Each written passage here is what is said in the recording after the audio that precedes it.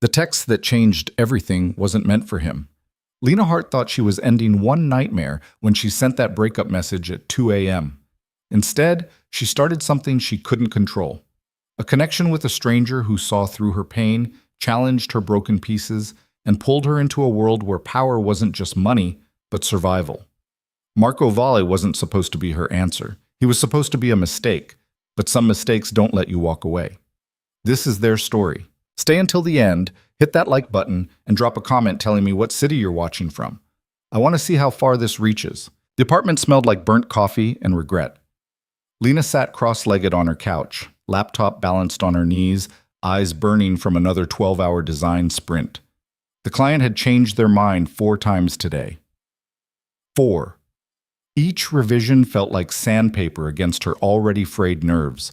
Her fingers hovered over the keyboard, cursor blinking mockingly at her on the screen. Just finish it. Get paid. Survive another week. Her phone buzzed. She ignored it. It buzzed again. Then again. She grabbed it with more force than necessary, ready to silence whatever notification was begging for her attention. But the preview made her stomach drop. Ryan. Babe. Where are you?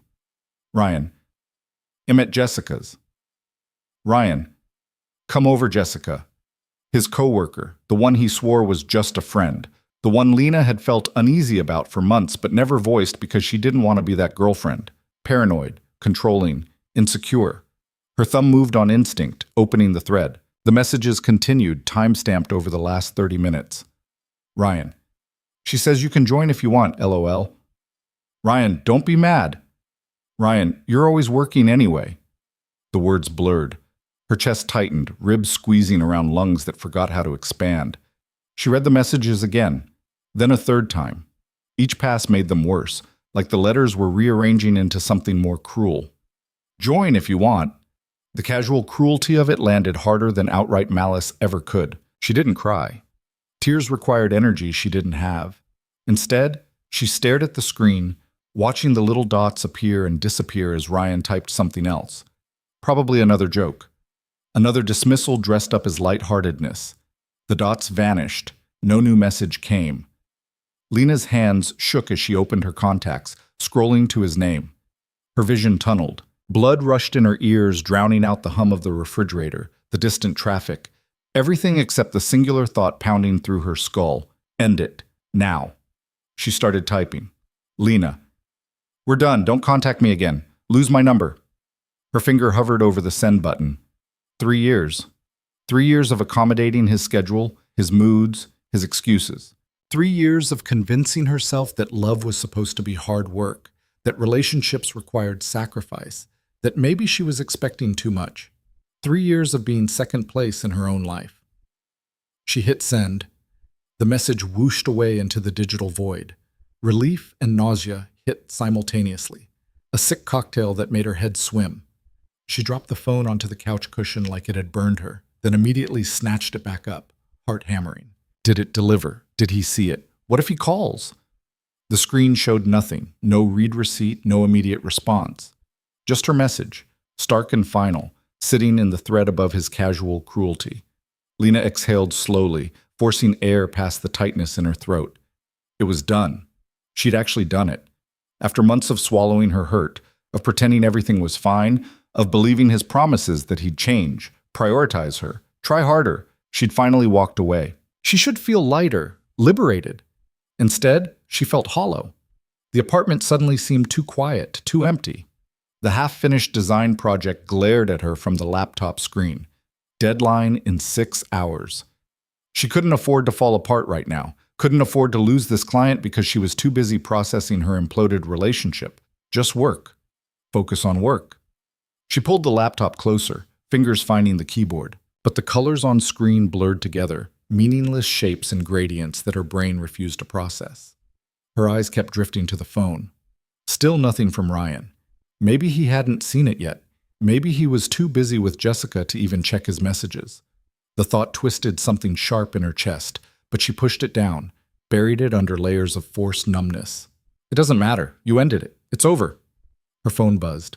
Lena's heart stopped, then kicked into overdrive. She grabbed the device, ready to block his number if he dared to call, ready to...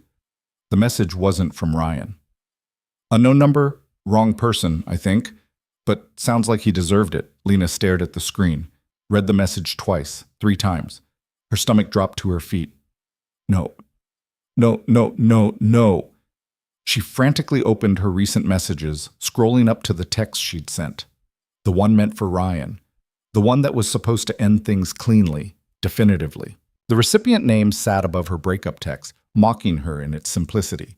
Maybe Ryan. Not Ryan. Maybe Ryan. She'd created that contact 6 months ago when a number she didn't recognize kept calling her. Ryan had suggested saving it as maybe Ryan as a joke because he sometimes called from different phones at work. They'd laughed about it. She'd never bothered to verify which number was actually his. And now she'd just sent her breakup text to a complete stranger. "Oh my God," she whispered into the empty apartment. "Oh my God." Heat flooded her face. Her hands trembled as she typed a response. "Lena, I'm so sorry. That wasn't meant for you. Please delete it." The reply came almost instantly. Unknown. Number. Already read it. Can't unread it, but your secret's safe with me. Unknown number. For what it's worth? Guy sounds like an asshole, like... Lena huffed out something between a laugh and a sob. This was absurd. Completely absurd. She'd just dumped her boyfriend, except not really because she'd sent it to the wrong person, and now some stranger was weighing in on her relationship drama. She should stop responding, block the number, pretend this never happened. Lena. Was. I don't know anymore. She hit send before she could stop herself. Unknown number. Is or was. Pick one. Makes a difference. Lena. Is. Definitely is. Unknown number. Then you made the right call, even if it was to the wrong number. Something in her chest loosened slightly. She found herself reading his messages again, this time focusing on the tone. Straightforward. No pity. No empty platitudes about how she'd find someone better or how everything happens for a reason. Just direct honesty. Lena. I can't believe I did that. Sent it to you instead of him. Unknown. Number. Lucky me. I got a front row seat to someone finding their spine. Lena. My spine's been here the whole time. Unknown number. Then why'd it take you until 2 a.m. to use it? Lena's fingers froze over the keyboard. The question hit harder than it should have, scalpel sharp and precise. She didn't have a good answer. Didn't have any answer except the truth she'd been avoiding for months, because she'd been scared. Scared of being alone. Scared of admitting she'd wasted 3 years on someone who didn't value her. Scared that maybe she was the problem, that maybe she was too demanding, too difficult, too much work. Lena. I don't know you well enough to answer that. Unknown number, fair. But you know me well enough to accidentally break up with your boyfriend via my number. So we're past formal introductions. Despite everything, the exhaustion, the heartbreak, the sheer mortification of this entire situation, Lena smiled. Actually smiled. Lena. This is insane. I should stop texting you. Unknown number? Probably. But are you going to? She should. Every rational part of her brain screamed at her to end this conversation, block the number, focus on her work, deal with the Ryan situation properly. Instead, she typed, Lena. I haven't decided yet. Unknown number. Take your time. I'm not going anywhere. Lena set the phone down and stared at her laptop screen. The design project deadline loomed. Her career depended on finishing this work, but her mind kept circling back to the stranger's messages, to the casual confidence in his words, to the way he'd called Ryan an asshole without hesitation. Her phone buzzed again. Unknown number. Question. Did you mean to break up with him tonight? Or did catching him at Jessica's force your hand? Lena. Does it matter? Unknown number. Yeah. One means you were done. The other means you're still processing. Lena. I was done months ago. Just took me this long to admit it. Unknown number. That's the hard part. Admitting it to yourself. Actually ending it? That's easy compared to the months of knowing you should. Lena's throat tightened. He'd just articulated exactly what she'd been feeling, the weight she'd been carrying without knowing how to name it. Lena. Who are you? Unknown. Number. Someone who's been where you are. Different details. Same trapped feeling. Lena. And what did you do? Known Sim. Number. Burned it down. Started over. Best decision I ever made. Lena. That's simple. Unknown number. Didn't say it was simple. Said it was the best decision. Those aren't the same thing. She pulled her knees to her chest, phone cradled in both hands. The apartment felt less empty now, less suffocating. The stranger, whoever he was, had somehow made the unbearable weight of tonight feel manageable. Lena. I have a work deadline in 6 hours. I should focus on that. Unknown number. Then why are you still texting me? Lena. Because this is easier than thinking about him, or work, or any of it. Unknown. Number. What's the project? Lena. Logo redesign for a startup that can't decide what they want. 4th revision. They'll probably change their mind again tomorrow. Unknown number. Tell them you're done. Take their money. Move on. Lena. I can't. I need this client. Unknown. Number. Why? What happens if you walk away? Lena. I lose the income. Can't afford rent. End up back at my parents' place, listening to my mom explain how graphic design isn't a real career. Unknown number. So you're trapped there too. The words hit like a slap. Lena's fingers hovered over the screen, defensive response forming, but she couldn't send it. Because he was right. She was trapped, in a career that drained her with clients who didn't respect her, working hours that left no room for anything else. Just like she'd been trapped with Ryan. Lena? That's not fair. Unknown number. Fair doesn't matter. Accurate does. You're stuck in a pattern. Bad clients, bad boyfriend, probably telling yourself you don't have other options. Lena. You don't know me. Unknown number. No. But I know that pattern. Seen it enough times to recognize it. Lena. In yourself or other people?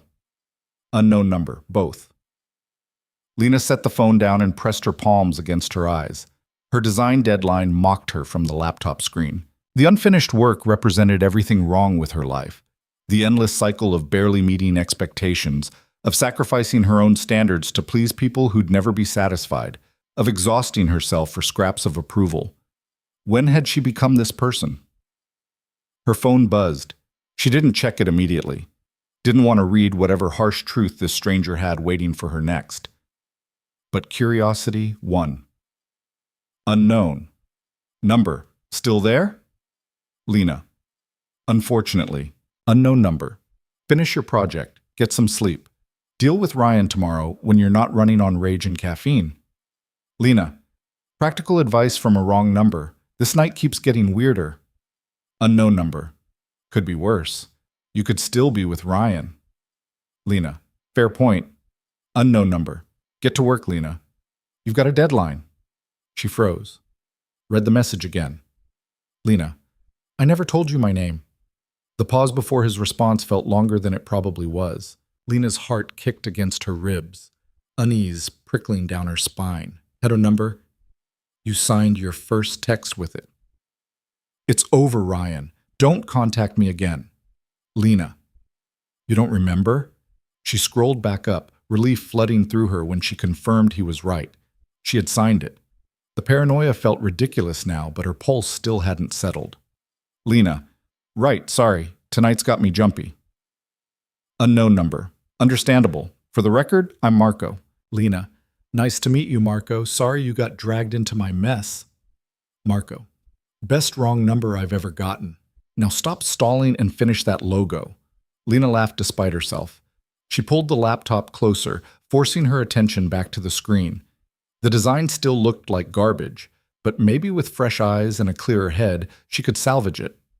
Her fingers found their rhythm on the keyboard, muscle memory taking over. Adjust the kerning, shift the color balance, refine the vector curves. The work wasn't inspired, but it was competent, professional, good enough to meet the client's ever-changing specifications. An hour passed, then 2. Her phone stayed silent. Marco hadn't texted again, apparently taking his own advice about letting her work. By 4 a.m., Lena had a finished design. It wasn't her best work, not even close, but it met the brief. The client would probably request another round of changes, but that was tomorrow's problem. She exported the files, attached them to an email, and hit send before she could second-guess herself. Done. She closed the laptop and reached for her phone, half expecting to find messages from Ryan. Angry texts, confused calls, demands for explanation, but her screen showed nothing. No missed calls, no texts. Just Marco's last message from 2 hours ago, telling her to get to work. She typed without thinking. Lena, project sent. You were right about the rage and caffeine thing. The reply came within seconds, despite the ungodly hour. Marco, can't sleep either? Lena, too wired, brain won't shut off. Marco, what's it stuck on? Lena, everything, Ryan, work. The fact that I just ended a 3-year relationship via text message meant for someone else. Marco, you want my take? Lena, do I have a choice? Marco, not really. Here it is. You didn't end it via wrong number. You ended it the second you started typing that message. Where it landed doesn't matter. The decision was already made. Lena pulled a throw blanket around her shoulders, phone screen glowing in the dark apartment. His words settled something in her chest she hadn't realized was still churning. Lena, that's surprisingly philosophical for 4 a.m. Marco, I have my moments, usually around this time of night. Lena, why are you awake? Marco, work. Lena, at 4 a.m.? Marco, different kind of work than yours, different hours. Lena, that's vague. Marco, intentionally, she should press. Should ask what kind of work kept someone up at this hour. What kind of life led to philosophical text conversations with strangers. But exhaustion was finally catching up with her, pulling at the edges of her consciousness. Lena, I should try to sleep. Marco, probably, but you won't. Lena, how do you know? Marco, because your brain's still processing. You'll lay in bed, stare at the ceiling, replay everything. Sleep won't come until you've exhausted yourself thinking in circles. Lena, you're annoyingly accurate. Marco, not the first time I've heard that. Lena, so what do I do instead? Marco, tell me about the design you just finished. What made it hard? And just like that, Lena found herself explaining the project, the indecisive client, the conflicting feedback, the way they wanted bold but subtle and modern but timeless in the same breath. Marco listened, asked questions that suggested he actually understood the creative process. They texted until the sky started lightening outside her window, conversation flowing easier than it had any right to between two strangers. He told her about the last time he'd quit something that was draining him, though he kept the details vague. She told him about the illustration series she'd started months ago and abandoned because client work consumed everything. By the time dawn broke properly, painting her apartment in wheat gray light, Lena's eyes were finally heavy. Marco, you fading? Lena, finally. I think my brain's done processing for now. Marco, good. Get some sleep. Real sleep, not the kind where you wake up every hour checking your phone. Lena, is that advice or a command? Marco, suggestion, strong suggestion. Lena, I'll think about it.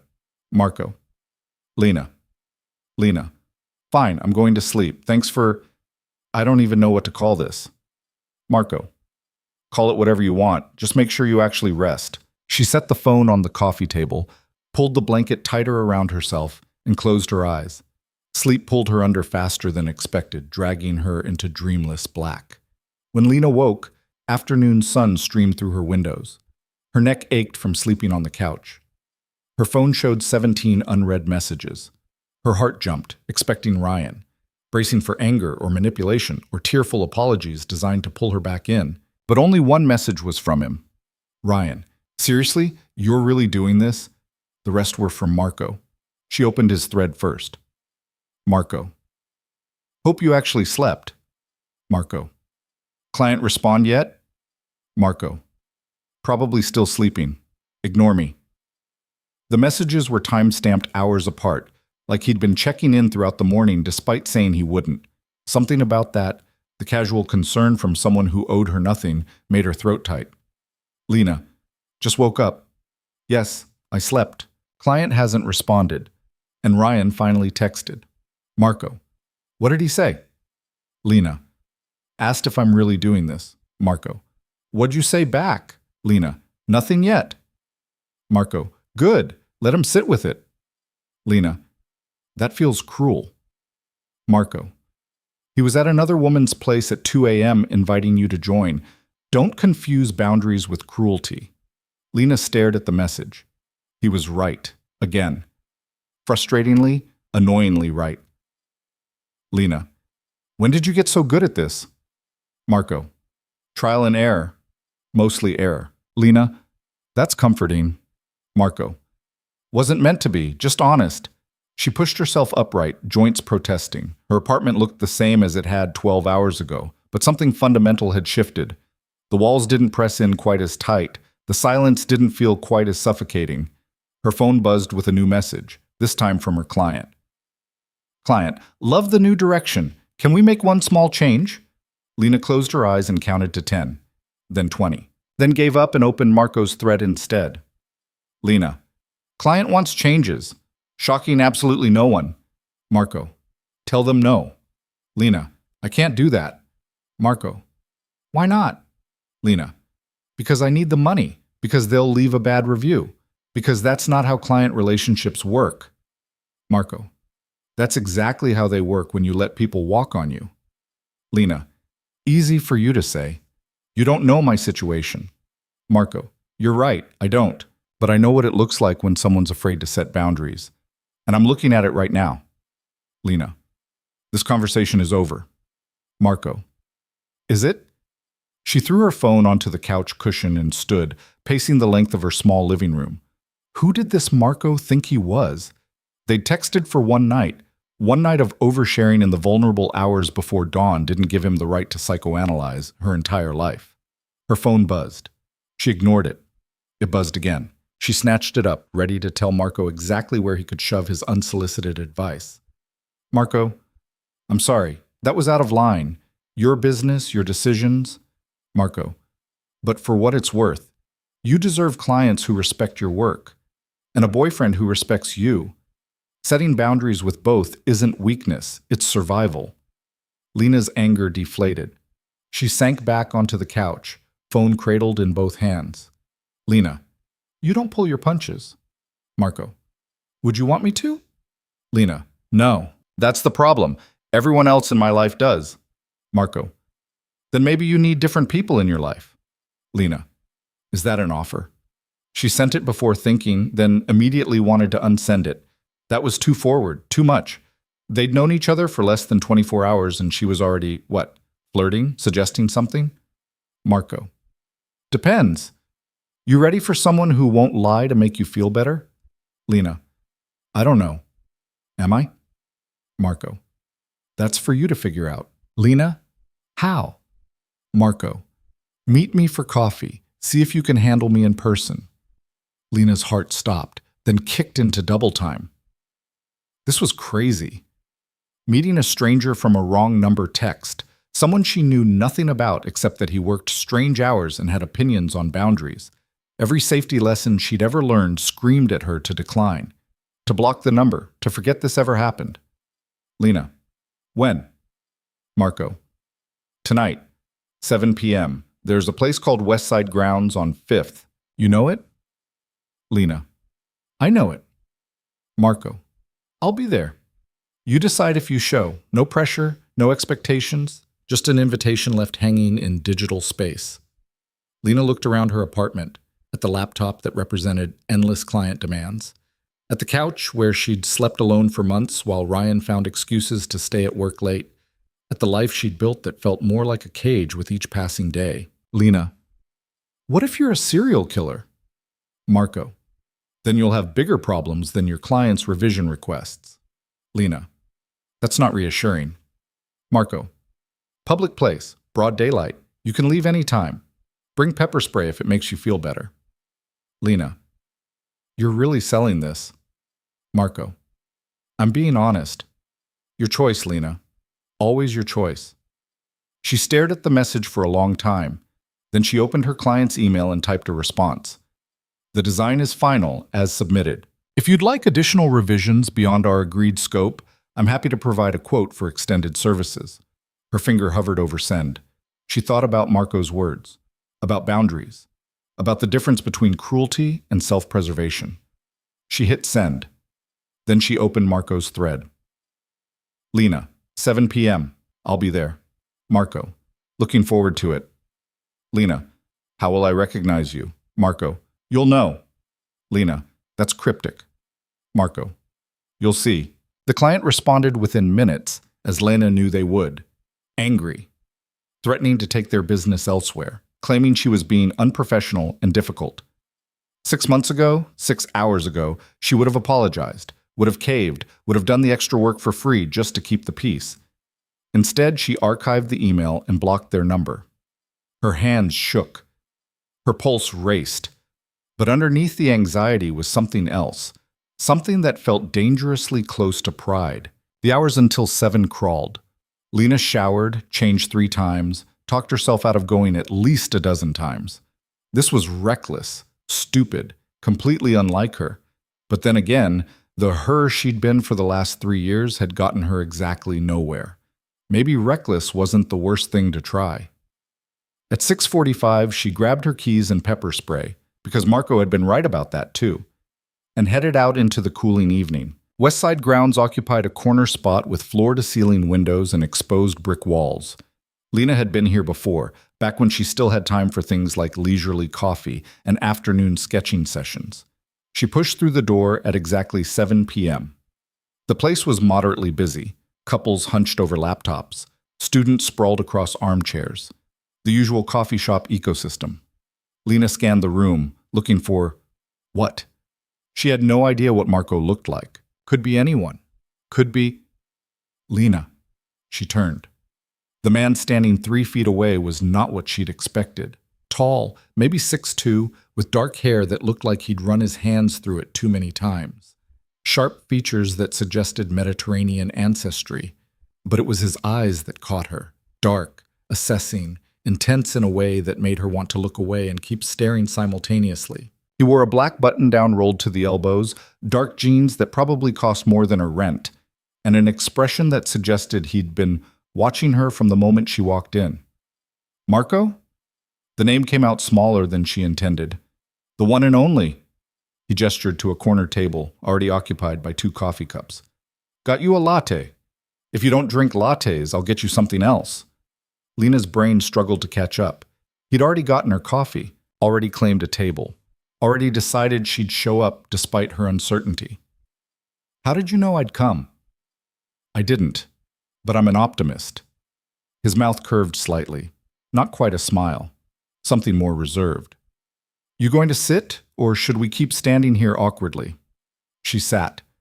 Marco settled across from her, movements economical and controlled. Up close, she could see the small scar cutting through his left eyebrow, the calluses on his hands, the way he held himself like someone perpetually aware of his surroundings. So, he said, you showed up. So did you. I invited you. Would have been rude to stand you up.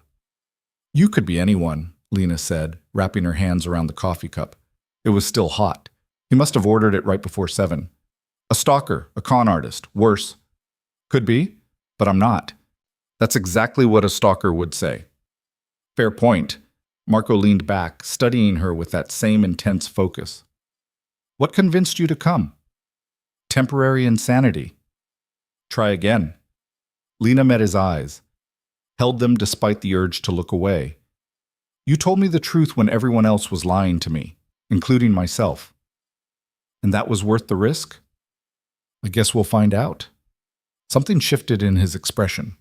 Approval, maybe, or recognition. You're different than I expected, he said. How so? Bolder. Most people who've been through what you described last night, they come in defensive, ready to prove something. You're just present. I'm too tired to be defensive. Good. Exhaustion makes people honest. They fell into conversation easier than should have been possible. Marco asked about her design work, actually listened to her answers, asked follow-up questions that showed he understood the industry. When she asked about his work, he deflected smoothly, redirecting to other topics. "You're good at avoiding questions," Lena observed. "Occupational necessity." "What occupation requires that level of evasion?" "The kind I don't discuss on first meetings." "This is a first meeting? Isn't it?" Lena considered. "Feels like we skipped a few steps." "We did, last night. All those texts." Marco's fingers drummed once against the table, then stilled. "But if you want to start over, pretend we're strangers, I can do that." "No," Lena said quickly. "I like that we skipped the small talk." "Most people don't." "I'm not most people." "I noticed." The intensity of his gaze should have been uncomfortable, should have triggered every alarm bell. Instead, Lena felt seen in a way she hadn't experienced in years. Maybe ever. "Your boyfriend contact you again?" Marco asked. "Ex-boyfriend? And yes, he's confused why I'm being like this." "Meaning?" "Meaning he doesn't understand why I won't engage, won't fight, won't give him a chance to explain or convince me I'm overreacting." "What did you say?" "Nothing. I blocked him." Marco's expression shifted. Definite approval this time. "Good. Everyone else thinks I'm being harsh. Everyone else isn't living your life. You don't know my life." "No, but I know what it's like to stay in something because leaving feels harder than staying. And I know what it takes to finally walk away." Lena set down her coffee cup. "What did you walk away from?" "Everything. Everyone. The entire structure I'd built my life around." "Why?" "Because it was killing me. Slowly. In ways I didn't notice until I was too far gone to recognize myself." The honesty in his voice made her chest ache. "And after? When you'd burned it all down? Rebuilt. Different foundation, better materials. Actually gave a damn about what I was building instead of just following someone else's blueprint. That simple? That necessary?" Marco's eyes never left hers. "But no, not simple. Some days I still wonder if I made the right choice. If the comfort of the familiar would have been worth the cost." "What's your conclusion?" "That comfort's overrated, and I was never built for it anyway." They talked until the coffee shop started closing around them, chairs being stacked on tables, lights dimming. Marco walked her to her car, hands in his pockets, maintaining careful distance. "This was," Lena started, then stopped. "What was this? A date? A therapy session? A mistake?" "Unexpected," Marco finished. "In the best way." "Yeah." "Can I see you again?" The question hung between them, weighted with implications Lena wasn't ready to examine. "I don't know if that's a good idea." "Probably not, but that's not what I asked." "I just got out of a relationship, like 12 hours ago. I'm a mess. I have no idea what I'm doing with my life or my career or anything." "Okay." "Okay?" "Okay, you're a mess. Okay, you don't know what you're doing. That doesn't answer my question." Lena laughed despite herself. "You're relentless. When I want something, yes. And you want to see you again. No pressure, no expectations. Just more of this." He gestured between them. "Whatever this is." She should say no. Should take time to process her breakup, figure out her career, get her life together before adding complications. "Tomorrow," she heard herself say. "Same time." Marco's smile was small but genuine. "I'll be here." "What if I don't show?" "Then I'll drink my coffee alone and hope you change your mind the next day." "That's pathetic." "Maybe, but I'm willing to risk it." He waited until she was in her car, engine started, before heading to his own vehicle. A sleek black sedan that probably cost more than she'd make in 5 years. Lena drove home in a daze, brain spinning with everything that had happened in the last 24 hours. She'd ended a relationship, lost a client, and started something with a stranger that she couldn't begin to categorize. Her phone buzzed at a red light. "Marco." "Made it home?" Lena. "Almost. You following me?" Marco. "Just checking. Text when you're inside." Lena. "Is this going to be a thing?" Marco. "What?" Lena. "You checking if I made it home safe?" Marco. "Would that bother you?" Lena sat with the question. It should bother her, should feel controlling or possessive, but instead it felt like someone actually gave a damn whether she existed. Lena. "No, it wouldn't bother me. Marco. Good, because it's going to be a thing. She pulled into her building's parking lot and headed upstairs. Her apartment looked exactly as she'd left it, but felt different, like she'd crossed some invisible threshold and couldn't quite find her way back to who she'd been this morning. Lena. I'm home. Safe. Happy? Marco. Very. Get some sleep, Lena. Lena. It's only 9:30. Marco. You were up all night. Your body needs rest. Lena. Are you always this bossy? Marco. Only when it matters. Lena. And I matter? Marco. More than you probably realize. Lena stared at the message, heart doing complicated things in her chest. This was too fast. Too intense. Too everything. And yet she couldn't make herself care. Lena. Good night, Marco. Marco. Night, Lena. See you tomorrow. She fell asleep easily for the first time in months, phone on the nightstand, Marco's last message still glowing on the screen. Tomorrow felt like a promise instead of a threat. And for once, Lena was ready to see what came next. The next 3 weeks blurred together in a way that made Lena's old life feel like something that had happened to someone else. She met Marco every evening, sometimes at West Side grounds, sometimes at restaurants she'd never heard of tucked into parts of the city she'd never explored. He never asked her to change her schedule, never demanded her time, but somehow she found herself rearranging everything else to make room for him. Work shifted too. Without the demanding client draining her energy, Lena found herself taking on projects she actually wanted. A book cover for an indie author, branding for a local bakery, smaller budgets, better people. Her bank account protested, but her portfolio finally started looking like something she was proud of. Ryan had tried calling 47 times in the first week. Then the calls stopped. His sister reached out once, a carefully worded text about how Lena was throwing away something good over a misunderstanding. Lena blocked that number too. Marco never asked about Ryan, never pressed for details about the breakup or demanded to know if she was over it. He just existed in her life like he'd always been there, steady and certain in a way that should have felt suffocating, but somehow didn't. Tell me something true, Marco said one evening. They were walking along the waterfront, the city lights reflecting off the dark water. It was late April now, warm enough that Lena had left her jacket at home. That's vague. Intentionally. Tell me something you haven't told anyone else. Lena watched a boat drift past, its wake catching the light. I hate my apartment. Why? Because every piece of furniture, every decoration, every dish in the cabinet, Ryan and I picked them out together. Even after I threw out his stuff, it's still there. His influence, his taste, like he's haunting the place. Marco's hand found hers. The touch was casual, effortless, like they'd been doing this for years instead of weeks. So move. I can't afford to. Can't or won't.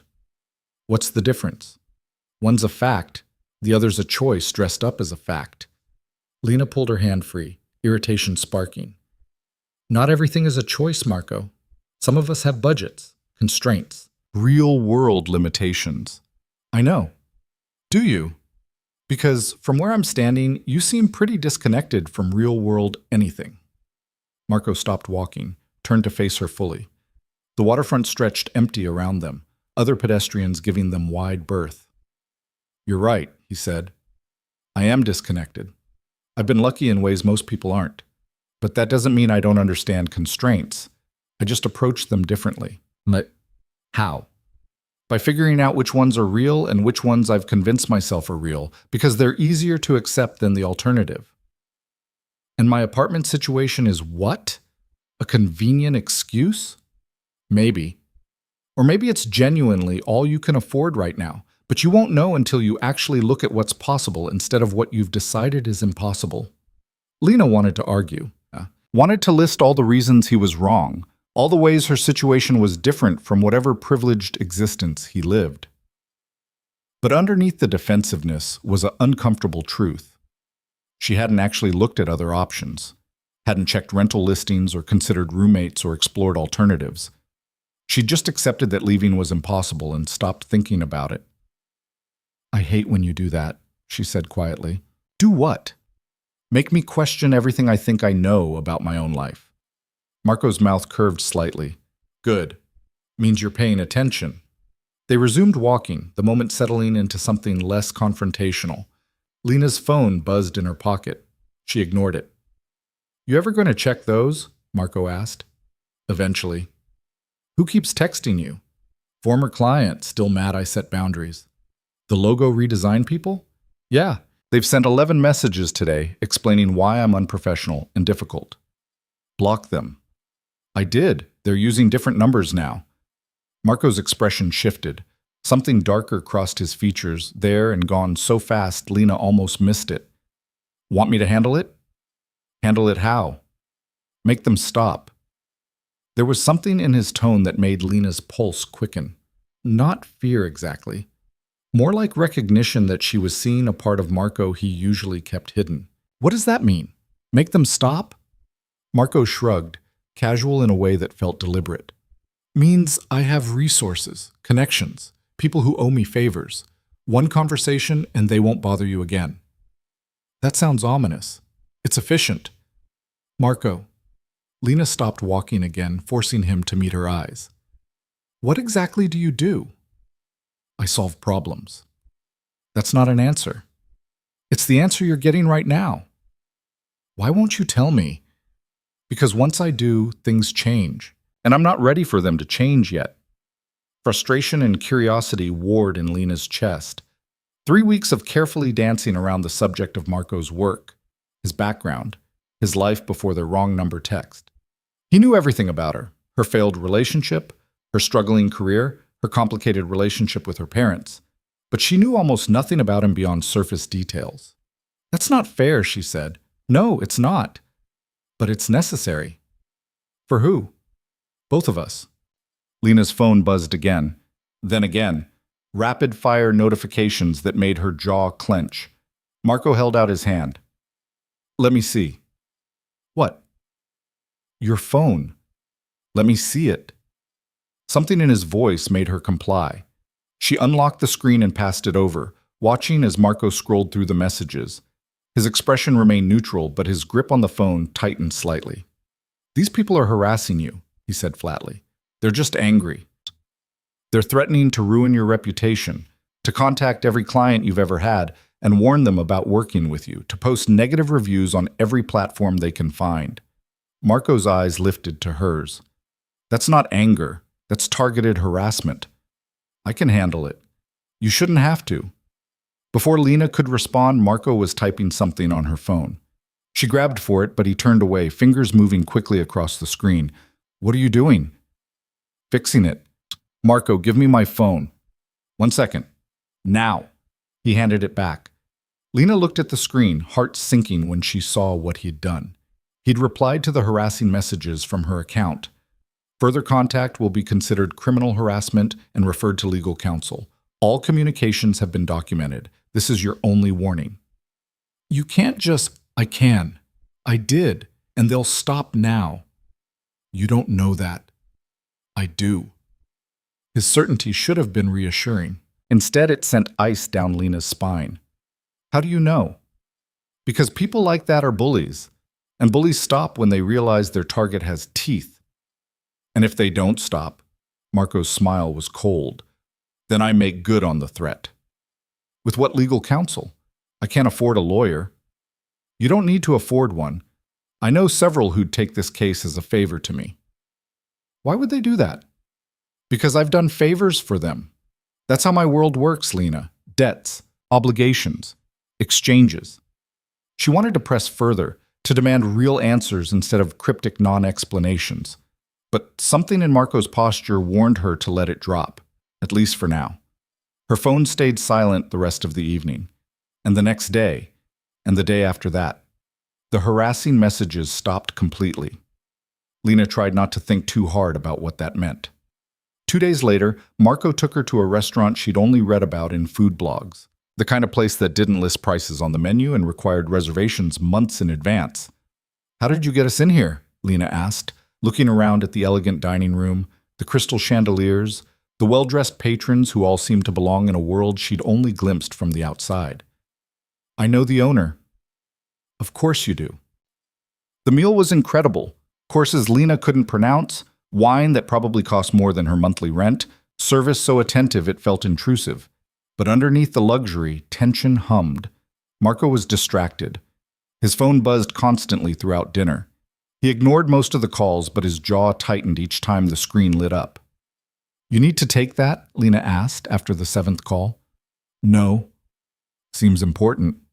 "It can wait." But when the 8th call came, Marco glanced at the screen and stood abruptly. "I need to handle this. 5 minutes." He was gone for 20.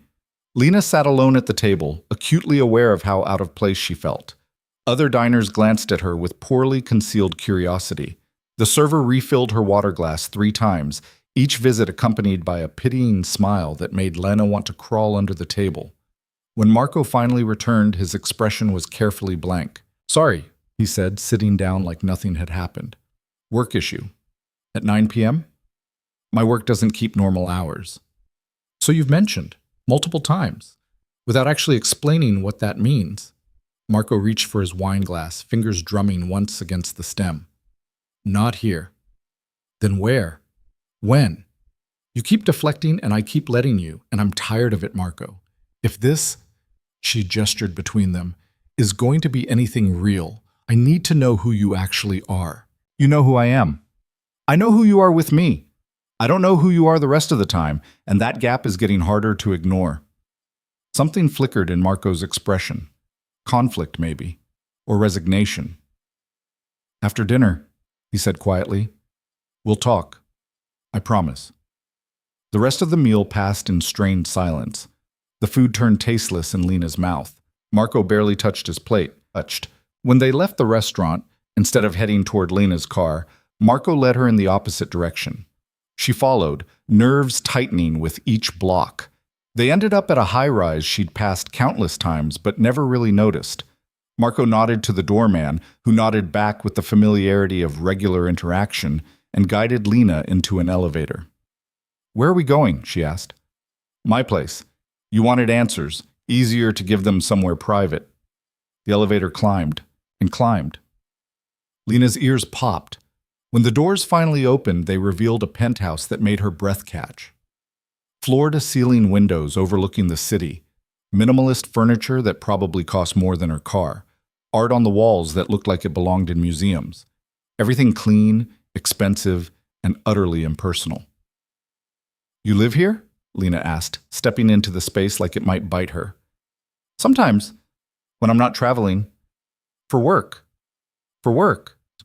Marco moved to the bar, poured 2 glasses of something amber, handed one to Lena. She took it, but didn't drink, too busy trying to reconcile this apartment with the man she'd been getting to know. "Talk," she said. "You promised." Marco drained half his glass in one swallow. Then he set it down and faced her fully, shoulders squared like he was bracing for impact. "I solve problems for people who can't solve them through normal channels," he said. "Legal problems. Illegal problems. Problems that exist in the gray space between. Someone owes you money and won't pay. I collect. Someone's threatening your business? I make them stop. Someone needs to disappear for a while? I arrange it." Lena's grip tightened on her glass. "That's still vague." "I know." "Be specific, Marco. What exactly do you do?" "Whatever needs doing, within limits." "What limits?" "I don't hurt kids. I don't traffic people. I don't touch drugs. Everything else? Negotiable based on the situation." The words hung between them, heavy with implications Lena's brain struggled to process. This was insane. She was standing in a penthouse with a man who just casually admitted to operating outside the law, and instead of running, she was asking follow-up questions. "The harassment messages," she said slowly. "When you said you'd handle it, what did you actually do?" "Made a phone call. Had someone explained to your former client that continued harassment would have consequences they wouldn't enjoy." "What consequences?" "They don't need to know, just need to believe I'd follow through." "Would you?" Marco's eyes never left hers. "Yes. Even though it's just some angry client, not worth your time or resources?" "They upset you. That makes them worth my time." Something in Lena's chest did a complicated twist. Fear and attraction and horror all tangled together until she couldn't separate one from the other. "I should leave," she said. "Probably." "This is crazy. You're basically admitting you're a criminal." "I'm admitting I operate in gray areas. There's a difference." "Not much of one." "More than you'd think." Lena set down her untouched drink and moved toward the door. Marco didn't follow, didn't try to stop her, just watched as she pressed the elevator button, as the doors slid open, as she stepped inside. Her finger hovered over the button for the lobby. She thought about her apartment haunted by Ryan's ghost, her struggling career built on saying yes to everyone except herself, the 3 years she'd wasted on someone who couldn't even bother to hide his cheating. She thought about the last 3 weeks with Marco, how he'd challenged her, pushed her, made her feel capable and seen and valued in ways no one else ever had. She thought about running back to safety, to the predictable misery of her small, controlled life. The elevator doors started to close. Lena's hand shot out, stopping them. She stepped back into the penthouse. Marco hadn't moved, still stood by the bar, watching her with an expression that gave nothing away. "I'm not okay with this," Lena said. "I know. I should walk away right now and never look back." "Probably. But I'm not going to." Something shifted in Marco's posture. Relief, maybe, or vindication. "Why not?" he asked. "Because despite everything you just told me, despite how insane this is, I trust you more than I've trusted anyone in years. And I don't know what that says about me, but there it is. It says you're willing to see past the surface. That's rare. Or it says I have terrible judgment and a self-destructive streak. Could be both." Lena crossed the space between them, stopping close enough to see the faint scar through his eyebrow, the gold flecks in his dark eyes, the tension in his jaw. "If we do this," she said, "if I stay, you don't lie to me, ever, about anything. I need to know what I'm choosing." "Agreed.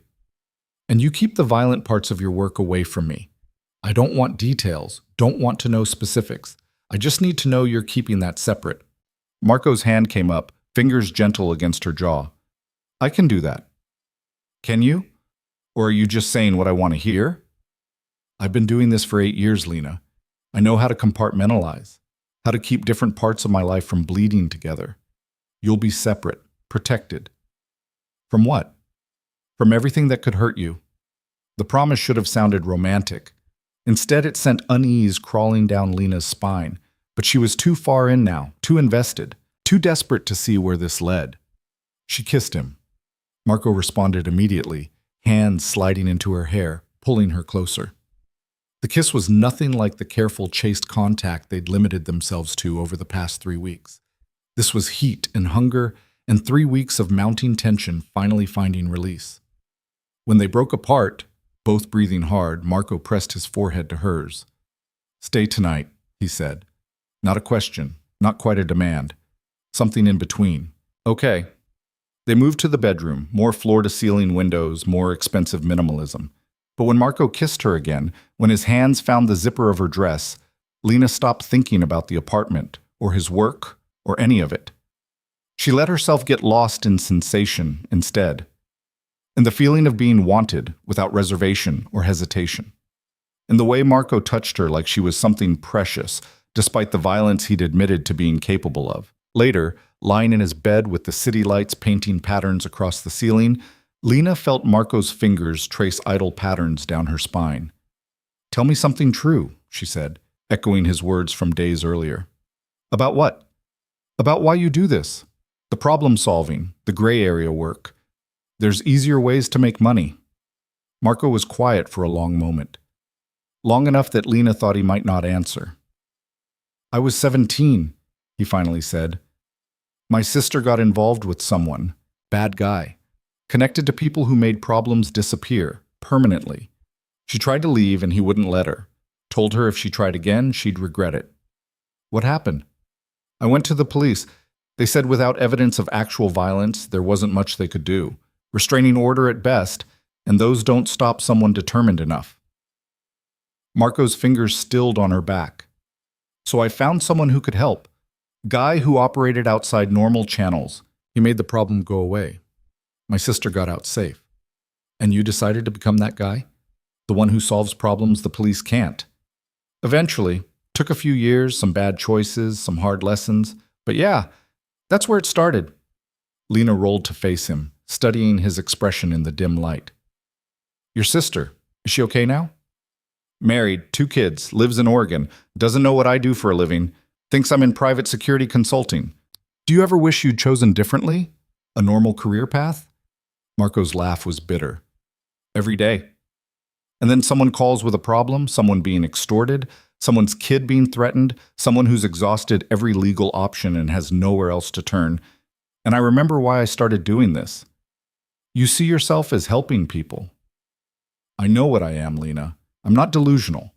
But yeah, within the scope of what I do, I try to help when I can. She wanted to believe him, wanted to accept the noble motivation, the protective instincts, the idea that his work existed in some morally defensible gray space. But she couldn't quite silence the voice asking what happened to the people on the other side of his solutions, the ones who got threatening phone calls or worse, the ones whose problems involved becoming someone else's problem. You're thinking too loud, Marco said. Can't help it. Having second thoughts? Third, fourth, maybe fifth at this point. But you're still here, for now. Marco pulled her closer, his warmth solid against her. That's all I'm asking for, now. We'll figure out the rest as we go. Lena wanted to argue that some things couldn't be figured out, that some choices were permanent and irreversible, but exhaustion pulled at her, dragging her toward sleep despite her racing thoughts. She woke alone. Weak dawn light filtered through the massive windows, painting the bedroom in shades of gray. Marco's side of the bed was cold. Lena found him in the kitchen, phone pressed to his ear, speaking in rapid Italian. He glanced up when she entered, held up one finger, then returned to his conversation. Whatever he was discussing, it wasn't pleasant. His free hand clenched and released repeatedly, the only sign of agitation in his otherwise controlled posture. She poured herself coffee from the expensive machine she didn't know how to operate, managing to produce something that tasted like burnt regret. Marco finished his call and joined her, taking the cup from her hands and dumping it down the sink. That's a crime against coffee, he said, starting over with practiced efficiency. I don't know how to use that thing. Clearly. He handed her a fresh cup. This one actually tasted like coffee. Sleep okay? Better than expected, considering. Considering what? Considering I slept with someone who intimidates people for a living. Marco's mouth curved slightly. I do more than intimidate. Not helping. Wasn't trying to. They fell into easy silence, drinking coffee while the city woke up outside. It felt domestic in a way that should have been premature, but somehow wasn't. Who was on the phone? Lena asked. Work. It's 6 a.m. Like I said, different hours. Can you tell me what kind of work, or is that classified? Marco set down his cup, considering. Client wants help with a business dispute, thinks his partner's embezzling, wants proof before he takes it to court. That sounds almost legitimate. Most of what I do is, it's the 10% that lives in gray space that makes people nervous. And this? What percentage is this? Solidly white, financial investigation, evidence gathering, legal consultation. Could hire a private detective to do the same thing. So why hire you? Because I get results faster. And I'm very good at convincing people to cooperate. There it was again. The implication of methods Lena didn't want to examine too closely. Her phone buzzed. She'd left it in the bedroom, but the sound carried through the quiet apartment. Marco glanced toward the hallway. You should check that. It can wait. What if it's important? Then it'll still be important in 5 minutes. But curiosity won. Lena retrieved her phone, stomach sinking when she saw the notifications. 7 missed calls from her mother, 3 voicemails, 11 texts in the family group chat. Nothing from her mother was ever good news delivered in this volume. She opened the most recent text. Mom, your father's in the hospital, heart attack. Get here now. The phone slipped from Lena's fingers. Marco caught it before it hit the floor, reading the screen, his expression shifting immediately. Get dressed, he said. I'll drive you. You don't have to shh. Not a debate. Get dressed. Lena moved on autopilot, pulling on yesterday's clothes, finger combing her hair, trying not to think about her father in a hospital bed. about all the conversations they'd never had, all the unresolved tension that had defined their relationship for years. Marco had the car running by the time she made it downstairs. He drove fast but controlled, weaving through early morning traffic like he'd memorized every street. "Which hospital?" he asked. Lena checked her mother's messages, rattled off the name. Marco nodded and adjusted their route, one hand steady on the wheel, the other reaching over to squeeze hers briefly before returning to the gear shift. "He'll be okay," Marco said. "You don't know that." "No. But statistically, if he made it to the hospital, his chances are good." "That's not comforting." "Sorry, I'm better with action than comfort." Despite everything, Lena almost laughed. "I've noticed." They made it to the hospital in record time. Marco pulled up to the emergency entrance, ignoring the no parking signs. "Go," he said. "I'll find parking and meet you inside." "You don't have to stay." "I'm staying." Lena didn't have energy to argue. She bolted from the car and into the hospital, following signs to the cardiac unit, her heart hammering against her ribs. Her mother sat in the waiting area, looking smaller than Lena had ever seen her. Older. Fragile in a way that made Lena's throat tight. "Mom?" Her mother's head snapped up. Relief and something sharper, anger maybe, or fear disguised as anger, crossed her features. "Where have you been? I've been calling for hours." I didn't have my phone. I came as soon as I saw." "How is he?" "Stable?" "They're running tests," doctor said. Her mother's voice cracked. She pressed a hand to her mouth, composing herself with visible effort. "They said we got him here in time." "But it was close, Lena. So close." Lena sank into the chair beside her mother, reaching for her hand. Her mother gripped back hard enough to hurt. They sat like that for what felt like hours, but was probably minutes. Then a doctor appeared, calling her father's name, and they both stood so fast Lena felt lightheaded. The news was cautiously optimistic. Minor heart attack, blockage cleared. He'd need lifestyle changes, medication, monitoring, but he'd likely recover fully with proper care. Lena's mother started crying in earnest then, relief finally overwhelming the iron control she'd maintained. Lena held her, this woman who'd spent Lena's entire childhood being disappointed in her choices, her career, her life. When her mother finally pulled away, mascara streaked and eyes red, she noticed Marco standing at a respectful distance near the waiting area entrance. "Who's that?" she asked. Lena turned. Marco met her eyes across the space, a silent question in his expression. She nodded slightly. "Someone I'm seeing," Lena said. "Since when?" "Recently. Like," her mother's gaze sharpened, designer disappointment reasserting itself even in crisis. "What happened to Ryan?" "We broke up." "When?" 3 weeks ago." "And you didn't tell me?" "We haven't exactly been talking regularly, Mom." Her mother opened her mouth, probably to launch into familiar territory about Lena's communication failures and general life choices. But exhaustion or fear or some combination softened whatever she'd been about to say. "We'll discuss this later," she said instead. "Can I see your father now?" The doctor nodded, leading them to a room where Lena's father lay propped up in bed, looking gray and tired but alive. So impossibly, wonderfully alive. Lena hung back while her mother rushed forward, hand finding her husband's, words tumbling out too fast to follow. Her father's eyes found Lena over her mother's shoulder. He tried to smile, the expression weak but genuine. "Hey, kiddo." "Hey, Dad." "Gave everyone a scare." "You could say that." "Sorry." "Don't apologize, just don't do it again." "Deal." Her mother glared at them both, tears still tracking down her face. "This is not the time for jokes." "It's exactly the time," her father said. "I'm alive. That's worth a bad joke or two." Lena stayed for another hour, watching her parents navigate this new vulnerability with the awkward care of people who'd forgotten how to be gentle with each other. Eventually, her mother insisted Lena should go home, get some rest, come back later.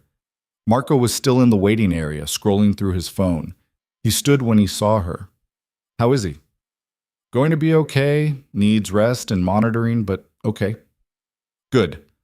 They walked to the car in silence. Once inside, sealed off from the world, Lena let out a shaky breath. "Thank you," she said, "for driving me." For staying. Of course. Most people wouldn't have. We've only been seeing each other for 3 weeks, and I dragged you to a hospital at 6 in the morning. Marco started the engine but didn't pull away yet. Lena, look at me. She did. I don't do things I don't want to do. If I'm here, it's because I choose to be. Stop apologizing for needing help. The words settled something anxious in her chest.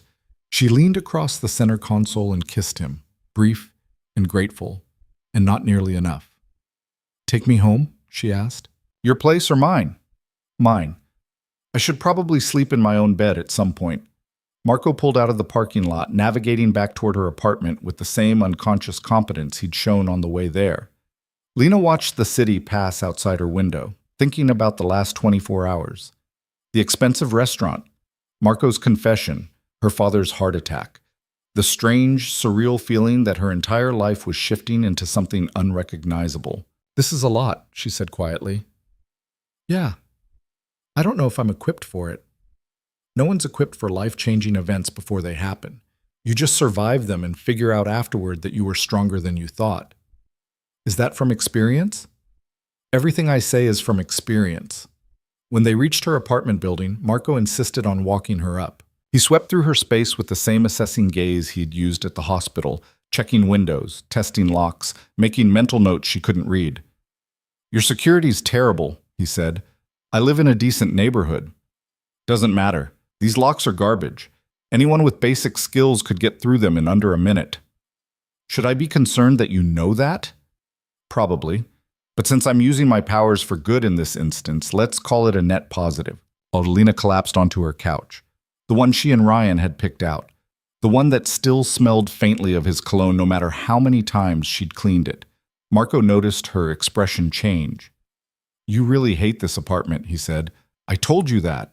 No, you said you hated that Ryan's influence was still here. That's different from hating the space itself. Same result. Not even close. Marco pulled out his phone, typed something quickly, then pocketed it again. I know someone. Property manager. She specializes in short-term furnished rentals for people in transition, month-to-month leases. You could be out of here by next week if you wanted. I can't afford. She owes me a favor. I can get you a good rate. Lena's instinct was to refuse, to insist she didn't need his help, didn't want to be in debt to him or his mysterious network of people who owed him favors. But she was so tired of this apartment, so tired of sleeping on a couch haunted by someone else's memory. How good a rate? She asked. Marco's smile was small but triumphant. Let me make some calls. The new apartment was smaller than Lena's old place, but felt twice as large without Ryan's ghost occupying every corner. Hardwood floors, big windows facing east, a kitchen that actually had counter space. Marco's property manager friend had delivered exactly what she'd promised. Affordable, available immediately, and blessedly free of emotional baggage. Lena moved in on a Saturday. Marco showed up with coffee and 3 guys who handled her furniture like it weighed nothing. She hadn't asked him to arrange movers, hadn't asked for help at all, beyond the initial introduction to the property manager. But he'd done it anyway, appearing at her old apartment at 7 a.m. with a truck and manpower. You didn't have to do this, Lena said, watching her couch, the Ryan couch, disappear into the truck bed. I know. Marco handed her a coffee. But you've been stressed about the logistics for a week. This eliminates the stress. By throwing money at it. Money I have. Time you don't. Seemed like a fair trade. One of the movers called for Marco's attention. He squeezed Lena's shoulder briefly before heading over, leaving her standing in her nearly empty old apartment, coffee warming her hands, wondering when exactly she'd stopped fighting his help and started accepting it as inevitable. By noon, everything was in the new place. The movers left. Marco stayed, helping her unpack boxes, hanging pictures where she pointed, assembling furniture with the efficiency of someone who'd done this before. You're good at this, Lena observed, watching him put together her bookshelf without once consulting the instructions. I've moved a lot. Why? Work. Sometimes it's easier to be close to where things are happening. Things. Very specific. Marco's hands paused on the bookshelf hardware, then resumed. A job in Seattle. One in Miami. 6 months in Chicago. I go where I'm needed. And where's that right now? Here. He looked up at her, dark eyes unreadable. With you. The words should have felt too heavy, too much for whatever undefined thing they were building. Instead, they settled around Lena like a blanket, warm and undeniable. Her phone rang. Her mother. Third call today. You should answer that, Marco said. I know what she wants. Doesn't mean you shouldn't answer. Lena sighed and accepted the call. Hi, Mom. Finally. I've been trying to reach you all morning. Where are you? Moving. Remember? I told you about the new apartment. You told me you were thinking about it, not that you'd actually do it. Well, I did. Without discussing it with your father and me first? Lena, that's incredibly impulsive. You just ended a 3-year relationship. You should be taking time to process, not making major life changes. Lena closed her eyes, counting silently. Marco glanced at her, raised an eyebrow in silent question. She waved him off. Mom, I'm 31 years old. I don't need permission to change apartments. I'm not saying you need permission. I'm saying you need to think things through instead of acting on emotion. First, you break up with Ryan out of nowhere. It wasn't out of nowhere. Then you start seeing someone new before you've even processed the breakup, and now you're moving? It's concerning, sweetheart. Your father and I are worried. How is Dad? Changing the subject won't make me less concerned. How is Dad? Her mother sighed, the sound crackling through the phone speaker. Better. Doctor's pleased with his progress. He's complaining about the diet restrictions, which means he's feeling more like himself. Relief loosened something in Lena's chest. That's good. It would be better if you'd visit more. He asks about you. I was there yesterday. For 20 minutes. Barely enough time to say hello. I had work, Mom, deadlines. You know, the graphic design career you keep implying isn't real. I never said it wasn't real. I said it wasn't stable. And this moving situation proves my point. If you had a steady income, you wouldn't need to rely on, who is this man helping you move anyway?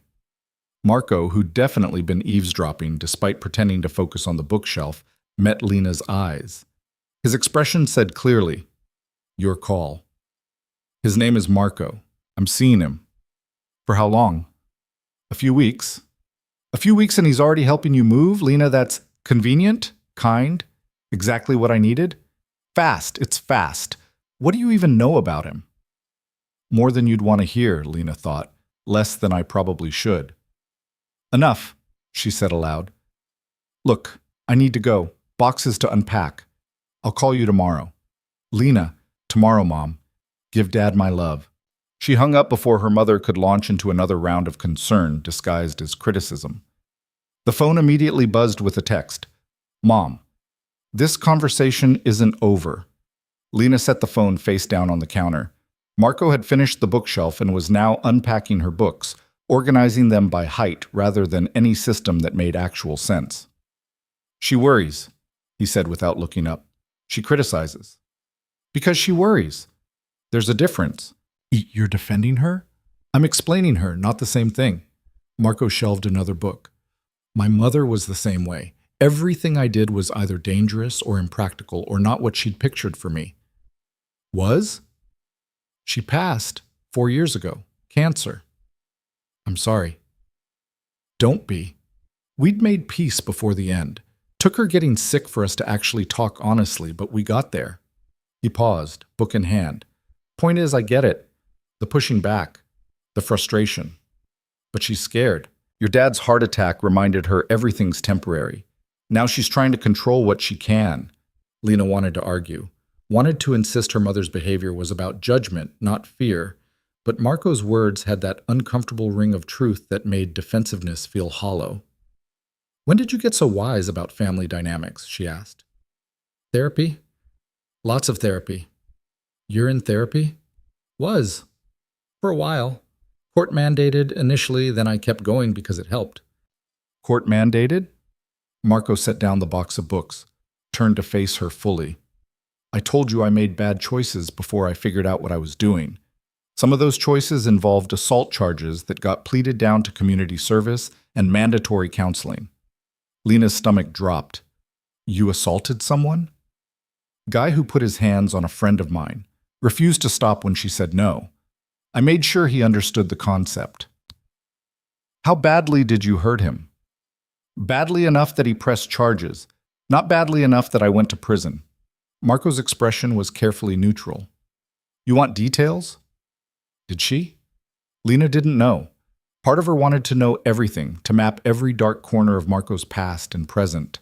Another part wanted to maintain plausible deniability, to keep enough distance that she could pretend the man helping her arrange books wasn't capable of violence.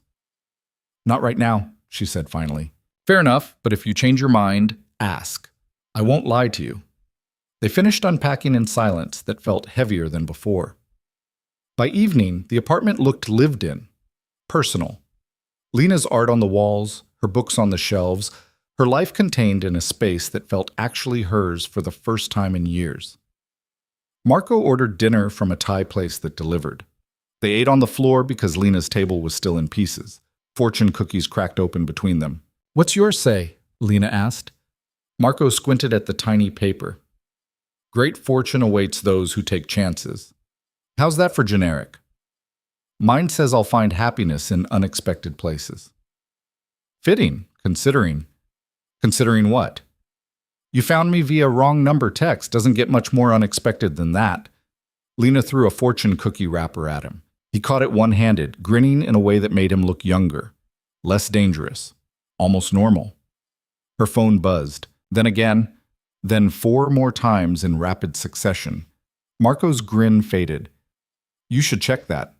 It was a group text, people Lena barely remembered from college, from old jobs, from Ryan's friend circle. All the same message, variations on a theme. Did you see what Ryan posted? OMG, check Ryan's Instagram. Girl, you need to see this. Lena's hands shook as she opened Instagram, found Ryan's profile. He'd posted a photo 20 minutes ago. Him with Jessica, wrapped around each other, her hand prominently displaying a ring. The caption made Lena's vision blur. When you know, you know. She said, yes. Sorry to everyone who bet against us. Real love wins. The comments were already flooding in. Congratulations. About time. You two are perfect together. And mixed in from people who clearly knew about Lena. Guess he upgraded LOL? Some girls can't handle a real man. Better off without the crazy ex. Lena set down her phone carefully. Too carefully. Like it might explode if handled wrong. Marco picked it up, read the screen, his expression darkening with each passing second. When did you break up with him? He asked, voice dangerously quiet. 6 weeks ago. And he's already engaged. Apparently. That's not... Marco stopped himself, set down the phone. What do you need? I don't know. Yes, you do. Tell me. Lena's throat felt tight. I need him to not exist. I need everyone who's commenting on that post to shut up. I need... She stopped, looked at Marco, really looked at him, at the tension in his shoulders, the way his hands had curled into fists, the cold calculation in his eyes. You can't solve this one, she said. You can't make a phone call or intimidate anyone. This isn't that kind of problem, isn't it? Marco. No. I could have that post down in an hour. Have him issue a public apology by tomorrow. How? You don't want to know how. And what would that cost? What favor would you call in? What line would you cross? Marco's jaw worked. Does it matter? Yes, it matters, because I'm trying to move forward, not drag you backward into my mess. You're not a mess. I'm engaged in a very public social media dragging by my ex-boyfriend and the woman he cheated with. I'm pretty much the definition of a mess right now. Marco moved closer, hands finding her face, tilting her head up to meet his eyes. Listen to me. That post? That engagement? It's desperation. He's scrambling to prove he won. That he came out on top, that leaving him didn't break him. But all it actually proves is that he moved on to someone who said yes because she's just as desperate as he is. You don't know that. I know men like him, ego-driven, can't handle rejection. He proposed to make a point, not because he loves her. That relationship will implode within a year, maybe 6 months. And what if it doesn't? What if they're actually happy? Then good for them. But that doesn't change the fact that you made the right choice walking away.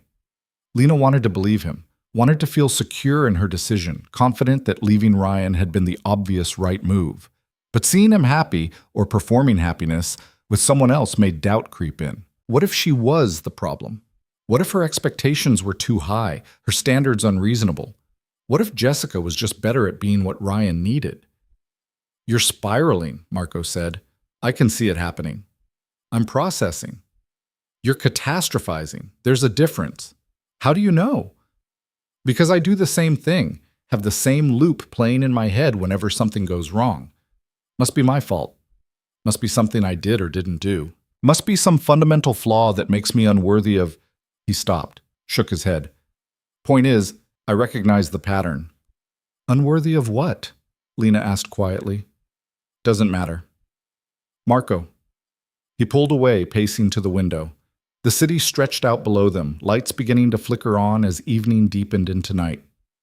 Good things, he said finally. Normal relationships. Trust. The kind of life where I don't have to compartmentalize and hide and maintain separate worlds. Unworthy of someone like you who deserves better than what I can actually offer. The confession landed between them, raw and unexpected. That's not your call to make, Lena said. Isn't it? I know what I am, what I do, the risks involved. You're still figuring it out, still deciding if you can handle it. But I already know the answer, which is that eventually you'll realize you can't. That the mystery and danger and whatever else drew you in initially will wear off, and you'll see clearly what you're actually involved with. And you'll leave. Because that's what smart people do when they get close to someone like me. Lena crossed the space between them, made Marco turn to face her. Stop deciding what I can or can't handle, she said. Stop assuming you know my limits better than I do. If I'm going to leave, it'll be my choice. Not because you've pre-decided it's inevitable. Lena, no. You don't get to push me away to protect me from some hypothetical future hurt. That's not how this works. How does it work? We figure it out together, day by day. No guarantees, no predetermined outcomes, just two people trying to build something real, despite all the reasons it shouldn't work. Marco's hands found her waist, pulling her closer. That's a terrible plan. You have a better one? Not even slightly. He kissed her then, hungry and desperate and nothing like the careful restraint he usually maintained. Lena responded in kind. 3 weeks of mounting tension and today's emotional roller coaster all finding outlet in the way they came together. They ended up in her bedroom, the one room still mostly empty, just a mattress on the floor and boxes waiting to be unpacked. It should have felt temporary, unfinished. Instead, it felt like exactly what they both needed. Later, wrapped in sheets that still smelled like the store they'd come from, Lena watched Marco's breathing even out into sleep. His phone buzzed on the floor where he'd discarded it with his clothes, then buzzed again. 3 more times in quick succession. He didn't stir. Whatever crisis was brewing in his world could apparently wait until morning. Lena carefully extracted herself from his arms and pulled on a t-shirt. Her own phone showed more notifications, more messages about Ryan's engagement, more people weighing in on her failed relationship like they had any right to an opinion. She blocked Ryan's number, blocked Jessica's, muted the group chats. Then, in a fit of decisiveness that felt both liberating and terrifying, she deleted Instagram entirely. If people wanted to talk about her, they could do it without her watching. Her father called at 6 a.m. Lena fumbled for the phone, heart racing, expecting bad news. Dad? What's wrong? Nothing's wrong. Can't a father call his daughter? At 6 in the morning usually means something's wrong. Fair point. Papers rustled in the background. Your mother told me about the move, and about Ryan's engagement announcement. Of course she did. She's worried, so am I. I'm fine, Dad. You deleted all your social media. How do you know that? Your mother tried to tag you in something this morning. Your account's gone. Lena pinched the bridge of her nose. I needed a break from people's opinions about my life. Understandable, but it's concerning. Combined with the sudden move, the new boyfriend. His name is Marco. Marco. Combined with all these rapid changes, it looks like you're running from something. Maybe I am. Is that so wrong? Her father was quiet for a long moment. No. Not if you're running towards something better. But if you're just running because standing still hurts too much, that's different. When did you become philosophical? Near-death experience. Does things to your perspective. More paper rustling. Your mother wants me to tell you to slow down, to think things through, to not make decisions based on emotion. But I think you've been moving slow for years, playing it safe, accepting less than you deserved because it was comfortable and familiar. So if you're finally running, good. Run fast, run far. Just make sure you know where you're going. Lena's throat tightened. Thanks, Dad. This Marco. He treating you right? Yeah, he is. Good, because if he doesn't, you call me. Heart condition or not, I can still make a man's life difficult. I'll keep that in mind. Love you, kiddo. Love you too. She hung up and found Marco awake, watching her from the mattress. Your dad? He asked. Yeah, checking in, making sure I'm not having a breakdown. Are you? Maybe a little, but in a productive way. There's a productive way to have a breakdown? Apparently, involves deleting social media and moving apartments. Marco's phone buzzed again. He glanced at it, jaw tightening. You need to get that? Lena asked. Eventually. Marco. It's a client, persistent one, but not urgent. How do you know it's not urgent? Because urgent calls come through multiple channels simultaneously. This is just one number, means they're annoyed, not desperate. And when they get desperate, then I'll deal with it. He sat up, reaching for his clothes. But right now, I'm here with you. Everything else can wait. The declaration should have been romantic. Instead, it made unease prickle down Lena's spine. How many other things was Marco putting on hold to be here? How many obligations stacking up while he helped her unpack boxes and navigate social media drama? You're thinking too loud again, Marco said. I don't want to be the reason you're neglecting your work. You're not. How do you know? Because I'm choosing you over work. That's different from neglecting work because of you. Agency matters. Lena wanted to argue the semantics, to point out that the result was the same regardless of intent, but Marco's phone chose that moment to ring, the screen lighting up with a name. Victor. Marco's entire posture changed, tension flooded his shoulders, his expression shuddering into something unreadable. I need to take this, he said. Okay. He stepped into the living room, voice dropping too low for Lena to make out words. But she could hear the tone shift, professional, clipped, the casual warmth he used with her completely absent. 5 minutes passed. 10. Lena got dressed, made coffee, tried not to eavesdrop despite the thin walls. When Marco returned, he looked tired in a way sleep wouldn't fix. Everything okay? Lena asked. Client situation, more complicated than expected. Need to go handle it? Soon, but not right this second. He accepted the coffee she offered, drinking it black despite her offer of cream and sugar. There's something you should know. Lena's stomach dropped. That sounds ominous. The client I mentioned yesterday, the business dispute, embezzlement investigation? Yeah. It's escalated.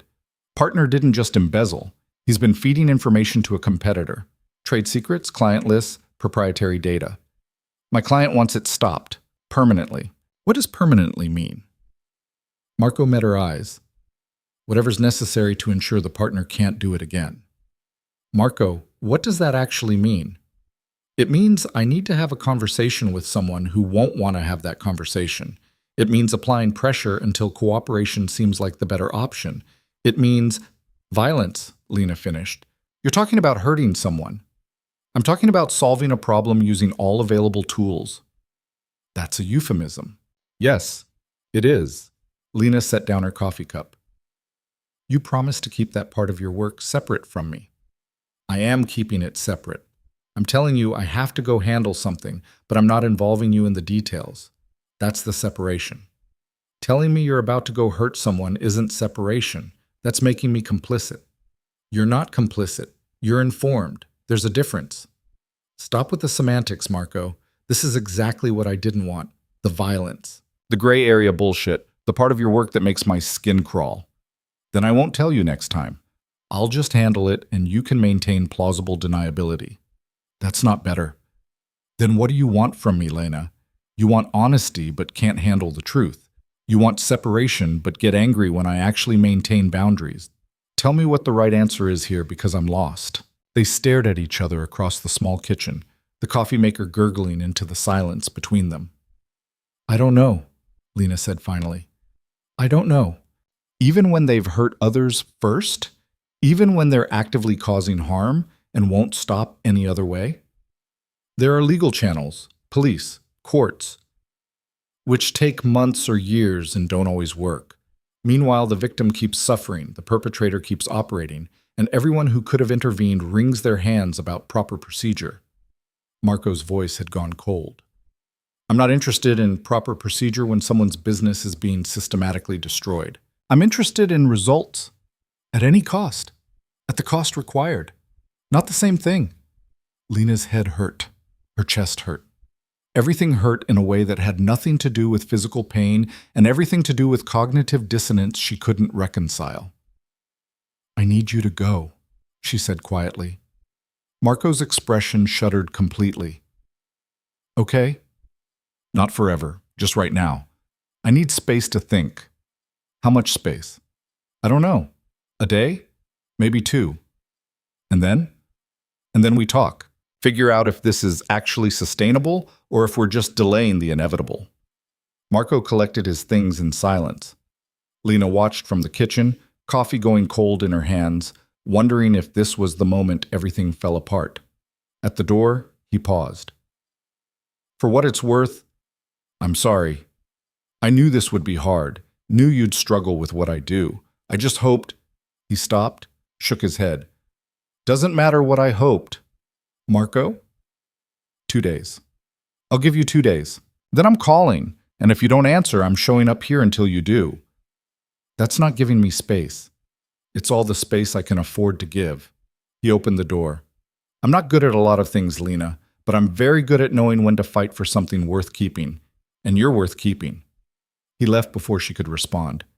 The apartment felt cavernous without him.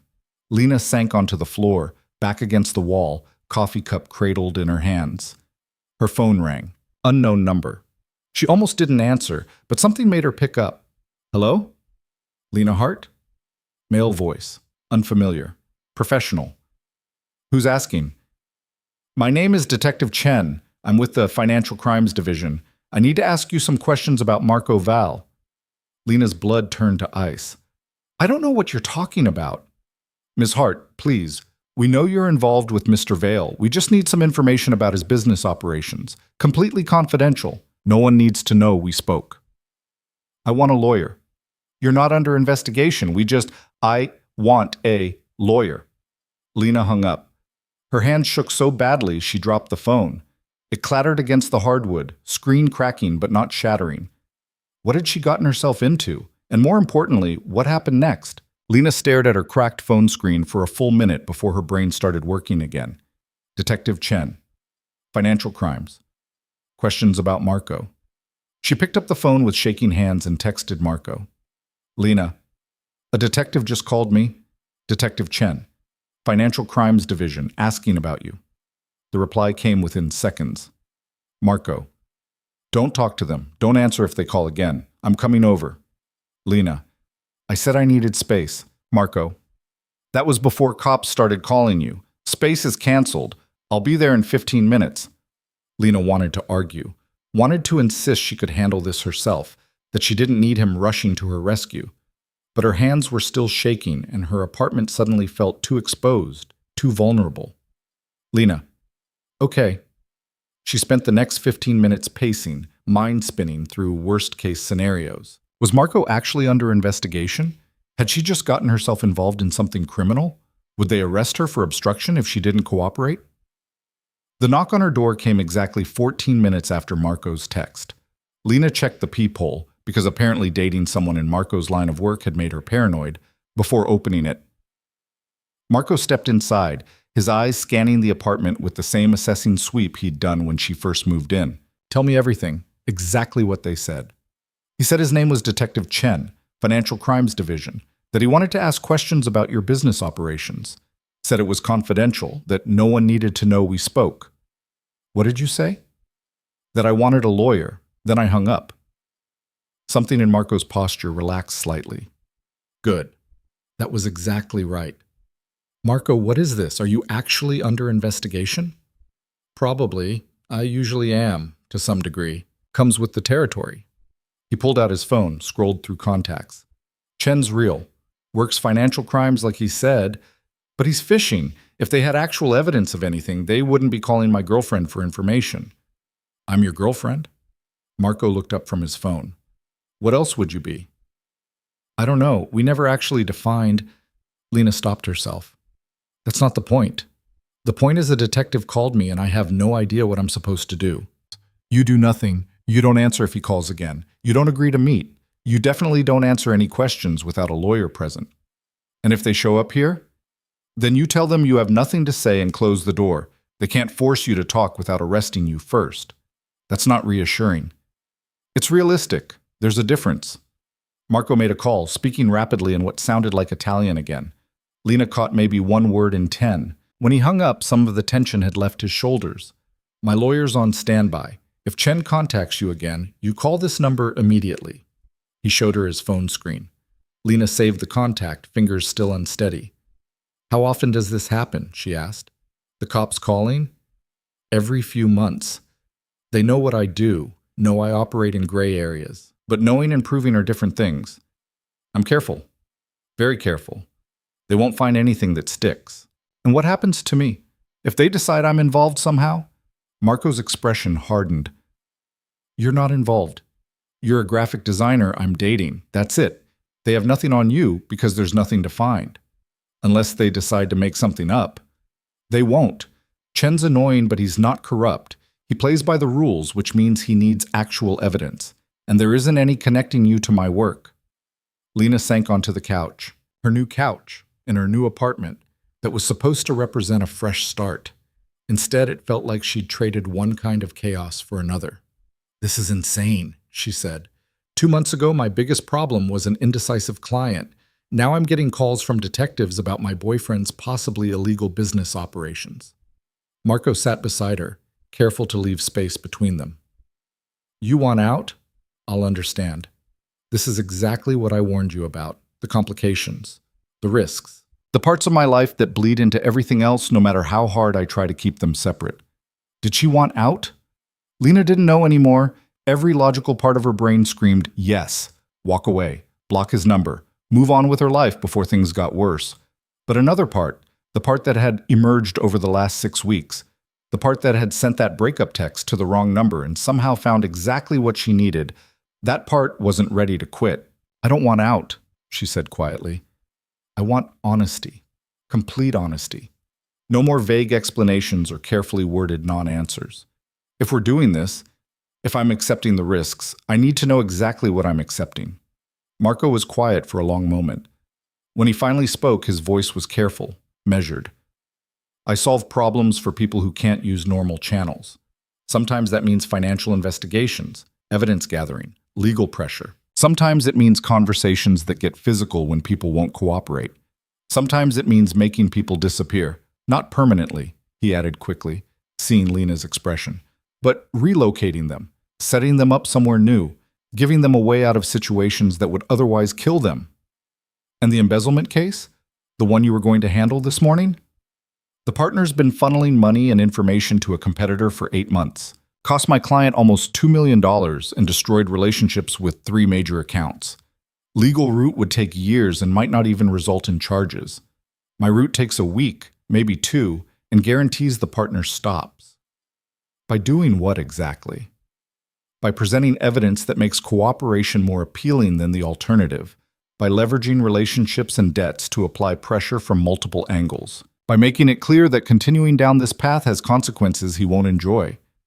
And if he still refuses? Marco's jaw tightened. Then the consequences get more immediate. But it rarely comes to that.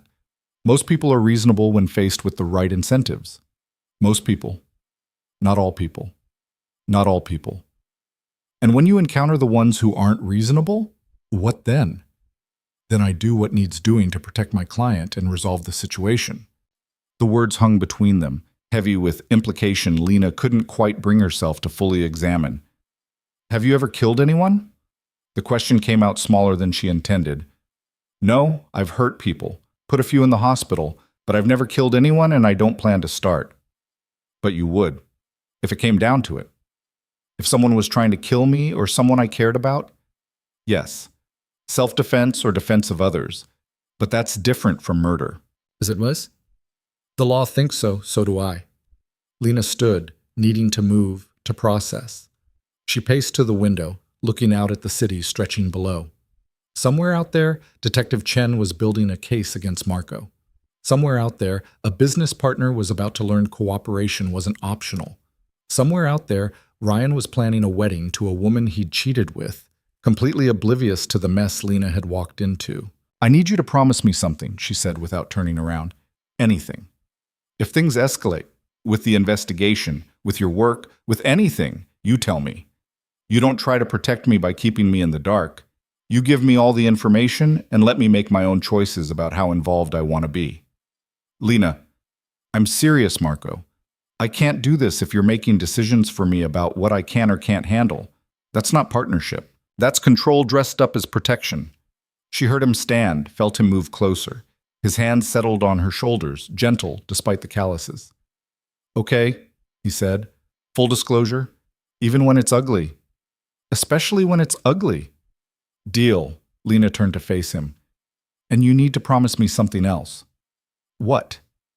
That if I decide I can't do this, if it gets to be too much, you let me walk away. No guilt trips, no convincing me to stay, just a clean break. Pain flickered across Marco's expression, there and gone so fast she almost missed it. If that's what you want, promise me. I promise. If you want out, I let you go. No fight. The words should have been comforting. Instead, they made Lena's chest ache, because some part of her wanted him to fight, wanted him to refuse to let her go, to insist they could make it work no matter what. But that wasn't healthy. That was the same codependent pattern she'd fallen into with Ryan, the same acceptance of less than she deserved because the alternative felt too hard. Marco's phone rang. He glanced at the screen, then declined the call. Victor? Lena asked. Yeah, the embezzlement client. He's getting impatient. You need to go handle it. I need to make sure you're okay first. I'm okay. Freaked out, but okay. Lena, go. Do what you need to do. Just come back in one piece and tell me how it went. Full disclosure, remember? Marco studied her face like he was trying to memorize it. Then he kissed her, slow and thorough, and edged with something that felt like desperation. I'll text you when I'm done, he said. Might be late. I'll be awake. He left, and Lena was alone again with her thoughts and her cracked phone screen and the certainty that she'd just crossed a line she couldn't uncross. She tried to work, opened her laptop, pulled up the logo project she'd been neglecting, stared at the screen until the shapes stopped making sense. Her phone buzzed. Not Marco. A number she didn't recognize. She almost ignored it. Then remembered Marco's instructions about Detective Chen and answered, pulse racing. Ms. Hart, this is Chen again. I know Mr. Vale told you not to talk to me, but I'm trying to help you here. You seem like a good person who got involved with the wrong guy. If you cooperate, we can protect you from any fallout. I told you I want a lawyer. You're not under investigation. You don't need... Then this conversation is over. Ms. Hart, please. Marco Vale is dangerous. He's hurt people, destroyed lives. Whatever he's told you about himself, it's a lie designed to manipulate you into... Lena hung up. Her hand shook worse than before. She called the lawyer number Marco had given her. A woman answered on the second ring. Castellano Law. This is Maria. Hi, Marco Val gave me this number. A Detective Chen keeps calling me and I don't know what to do. Don't answer. Don't engage. If he shows up in person, tell him you're represented by counsel and refer him to me. What's your name? Lena? Lena Hart? Okay, Lena, I'm adding you to our client list right now. If Chen contacts you again, you tell him to call me directly. Do you have something to write down my number? Lena scrambled for a pen, scribbling the number Maria rattled off. Is Marco okay? Lena asked. Chen made it sound like... Chen makes everything sound dire. It's his job. Marco's fine. This is routine harassment designed to shake loose information. They do it every few months, hoping someone will panic and say something useful. Don't be that someone. I won't. Good. And Lena? Welcome to the family. It's chaotic, but we look out for each other. The call ended. Lena sat holding her phone, trying to process the last 10 minutes. She had a lawyer now. A lawyer who talked about Marco's world like it was a family. like Lena had just joined something bigger and more complicated than a simple relationship. Hours crawled past. Lena gave up on work and stress cleaned her apartment instead, organizing boxes, arranging furniture, anything to keep her hands busy and her mind from spiraling. Her phone rang at 11 p.m. Marco. "Hey," she answered. "Hey, you okay?" Chen called again. I hung up and called Maria like you said. "Good. He say anything else?" "That you're dangerous and manipulative and I should cooperate to protect myself from fallout." "Standard intimidation tactics. Did it work?" "No, but it scared me." "I'm sorry." "Don't apologize. Just tell me how your thing went." Marco was quiet for a moment. Lena heard traffic noise in the background, the hum of his car engine. "Partners cooperating," he said finally. "Didn't take much. Showed him the evidence we'd compiled, explained the consequences of continued resistance, introduced him to a few people who vouched for my ability to follow through on promises. He signed an agreement to return the money, terminate his relationship with the competitor, and resign from the company." "That's it? He just agreed?" "After some persuasion. Nothing violent, just very clear communication about his options." "And the competitor he was feeding information to?" "They're receiving a separate visit tomorrow. Should be equally productive." Lena sat on her couch, pulling a blanket around herself. "You make it sound so simple." "It is simple. When you remove social niceties and pretense, most problems solve themselves. People know what they should do. They just need the right motivation to actually do it." "That's a depressing worldview." "Maybe, but it's accurate." "You sound tired." "Long day, and I've been thinking about what you said this morning, about needing space, about questioning if this is sustainable." Lena's chest tightened. And I think you're right to question it. I think you should question it every single day until you're absolutely certain you can handle what being with me actually means. Because once you're in, really in, walking away gets harder. Is that a warning or a threat? Neither, just honesty. You asked for full disclosure. This is part of it. The deeper you get into my world, the more complicated extrication becomes. Not because I won't let you go, but because you'll know things, have connections, be part of a network that doesn't forget easily. You're scaring me. Good. You should be scared. Scared enough to make an informed choice instead of just following feelings. And if I choose to stay anyway? Then I do everything in my power to make sure you never regret it. The conviction in his voice made Lena's throat tight. Come over. Now? Now, I don't want to be alone tonight. Give me 20 minutes. He made it in 15. Lena let him in and immediately wrapped herself around him, needing the physical contact, the reassurance that he was real and solid and here. I'm terrified, she said into his shoulder. I know. But I'm staying. I know that too. How? Because you're stubborn and brave. And once you decide something, you don't do half measures. They ended up in bed, not for sex, but for the simple comfort of proximity. Marco held her while she talked through everything running through her head, the fear, the uncertainty, the way her entire life had shifted in 6 weeks. Tell me about your sister, Lena said eventually. The one you protected. What's she like? Marco's hand traced patterns on her shoulder. Smart, stubborn, terrible at picking partners but excellent at learning from mistakes. She runs a nonprofit now, helps women leave abusive relationships, gives them resources, safe houses, legal support. Does she know that's what you do too, in your own way? No, she thinks I consult on security systems and risk assessment, which isn't entirely a lie. Do you wish you could tell her? Sometimes, but it's better this way. She built a life she's proud of. Don't want to complicate that with truths she doesn't need. More compartmentalization. It's how I survive, how I keep the people I love safe from the parts of my life that could hurt them. Lena propped herself up on one elbow, looking down at him. You love me? Marco's expression was unreadable in the dim light filtering through the curtains. I'm getting there, fast enough that it scares me too. Good. We can be terrified together. That's romantic. It's honest. Romance is overrated anyway. Says the woman who spent 3 years with someone who didn't appreciate her. Exactly. I'm done with romance. I want real, messy, complicated, true. Then you're with the right person, because I'm definitely complicated.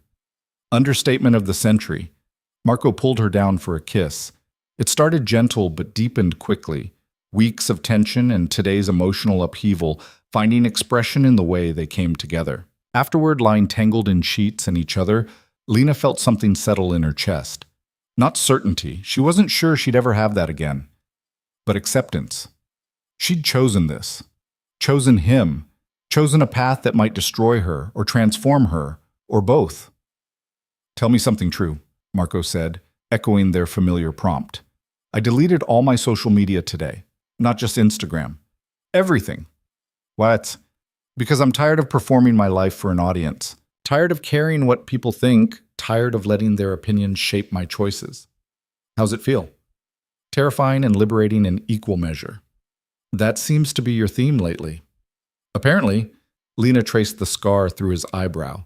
Your turn. Tell me something true. Marco was quiet for so long Lena thought he might not answer. Then, I've been falling for you since that first wrong number text, before I even knew what you looked like. Just the way you wrote, raw and hurt and furious and real. I knew then I wanted to know you, wanted to be the person who got to see all those complicated parts you were trying to hide from everyone else. That's manipulative as hell. Probably. But it's true. I don't know whether to kiss you or hit you. You could do both. Lena did kiss him, decided hitting him could wait for later. They fell asleep like that, wrapped around each other, problems temporarily forgotten in the simple fact of proximity. Lena woke to her phone ringing. Dawn light painted her bedroom gray. Marco was already awake beside her, scrolling through his own phone with a frown. She grabbed hers. Unknown number. Again. Don't answer, Marco said. What if it's important? If it's important, they'll leave a voicemail. The phone stopped ringing, started again immediately. That's Chen, Marco said, escalating his harassment. Let it go to voicemail. The third time it rang, Lena answered. Put it on speaker. What? Ms. Hart, this is Detective Chen. I need you to come down to the station to answer some questions. No. I can compel you with a subpoena. Then get a subpoena. Until then, talk to my lawyer. Ms. Hart. Marco took the phone from her hand. Chen, Marco Val. You have a problem with my girlfriend, you go through our attorney. Maria Castellano. You have her number. Use it. Mr. Vale, how convenient that you're there. Oh, it makes my case easier when you're openly consorting. Consorting? What is this, the 1950s? We're dating. It's legal. And unless you have actual charges to file, stop harassing her. I have questions about your business relationship with Victor Petrov. Victor's my client. Attorney-client privilege applies. You know this. You're not a lawyer. No, but I operate under a consulting agreement that includes confidentiality clauses. Same protection. Your captain will explain it to you when you inevitably bring this to him, and he laughs you out of his office. Marco hung up, handed the phone back to Lena. He's going to keep calling, Lena said. Probably, for a few more days. Then he'll get reassigned, or his supervisor will tell him to back off, or he'll realize he's wasting time on a case that won't go anywhere. You've been through this before.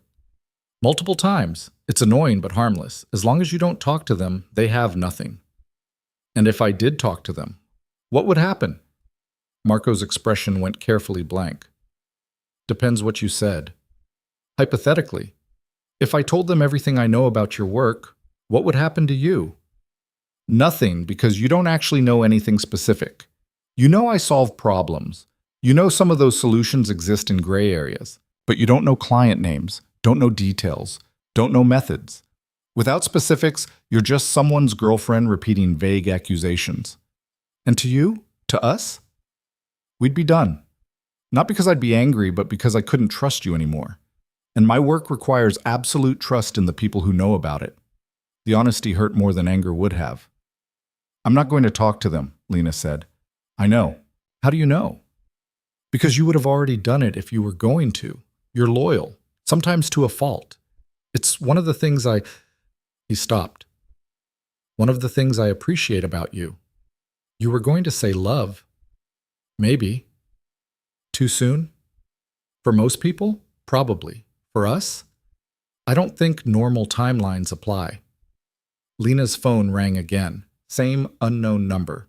She declined the call, blocked the number, then called Maria. He's escalating, Lena said when Maria answered, calling repeatedly, demanding I come to the station. Don't go. He's fishing. If he had grounds for a subpoena, he'd have already issued it. He's trying to intimidate you into voluntary cooperation. It's working. Which is exactly why you don't engage. Stand firm. Let him waste his time. Eventually, he'll move on to easier targets. And if he doesn't, then we file harassment charges and get a restraining order. But it won't come to that. Chen knows the limits. He's just testing to see if you know them too. The call ended. Lena looked at Marco. Welcome to my world, he said. It's not always like this, but when it is, it's exactly like this. I hate it. Yeah, me too. But you keep doing it anyway. Because the alternative is watching people suffer when I could have helped. And I tried that for a while. After the court-mandated therapy, after I'd supposedly learned my lesson. Tried to go straight, get a normal job, pretend I could be someone I'm not. What happened? I lasted 6 months in corporate security, hated every minute. Felt like I was wasting my skills on meaningless bullshit while people who actually needed help had nowhere to turn. So I quit, started taking cases again, and I've never looked back. No regrets? Plenty of regrets, but none about the work itself. Only about the collateral damage it causes to people who don't deserve it. People like me. People like you. Lena's stomach growled, breaking the tension. Marco smiled slightly. When's the last time you ate? He asked. Yesterday, maybe. Get dressed. I'm buying you breakfast. They ended up at a diner Lena had never noticed before, tucked between a laundromat and a bail bonds office. The kind of place that served coffee in chipped mugs and didn't ask questions about the clientele. Marco knew the owner, knew half the staff. They all greeted him with the easy familiarity of regular interaction. Though Lena noticed none of them asked about his work or made small talk beyond basic pleasantries. You come here a lot, Lena observed over pancakes and terrible coffee. It's neutral territory. Good for meetings that need to happen off the record. Because it's in a terrible neighborhood? Because the owner's ex-military and doesn't tolerate bullshit. Anyone starts trouble, they're out. Makes it safe for conversations that might otherwise get complicated. Lena looked around the diner with new eyes. The scattered patrons suddenly seemed less like random breakfast seekers and more like people conducting business over eggs and toast. Is that what we're doing? She asked, having an off-the-record conversation. We're having breakfast, but if you want to ask questions you've been avoiding, now's a good time. Lena set down her fork. How much money do you make? Marco blinked. Apparently not the question he'd expected. Enough. Specific numbers. 6 figures, varies year to year depending on cases. And you spend it on what? Fancy apartments you barely use? Expensive cars? Helping your girlfriend move? Some of each. And I invest. Support causes I care about. Make sure my sister's nonprofit stays funded without her knowing where the money comes from. That's actually sweet. Don't tell anyone. I have a reputation to maintain. Of what? Being dangerous and mysterious? Something like that. Lena picked up her coffee, made a face at the taste, drank it anyway. Here's what I don't understand. You're smart, capable. You could do anything. Why this? Why operate in spaces that keep you looking over your shoulder, waiting for someone like Chen to finally build a case that sticks? Marco was quiet for a long moment, hands wrapped around his own coffee mug. You ever feel like you were built for something specific? He finally asked. Like your brain works a certain way and fighting it just makes you miserable? Maybe. I'm good at reading people, seeing patterns, finding pressure points, understanding what motivates someone and how to leverage that motivation to get results. Those are useful skills in lots of fields, but in most fields, you have to pretend. Be polite. Except that sometimes problems don't get solved because solving them isn't politically convenient or socially acceptable. And you can't do that. I can. I just won't. Not when someone's suffering because of it. That's noble and self-destructive in equal measure. Yeah, probably. They finished breakfast in comfortable silence. Marco paid in cash. Lena noticed he left a tip that was probably triple the bill. Outside, the morning had turned gray and threatening rain. Marco's phone buzzed.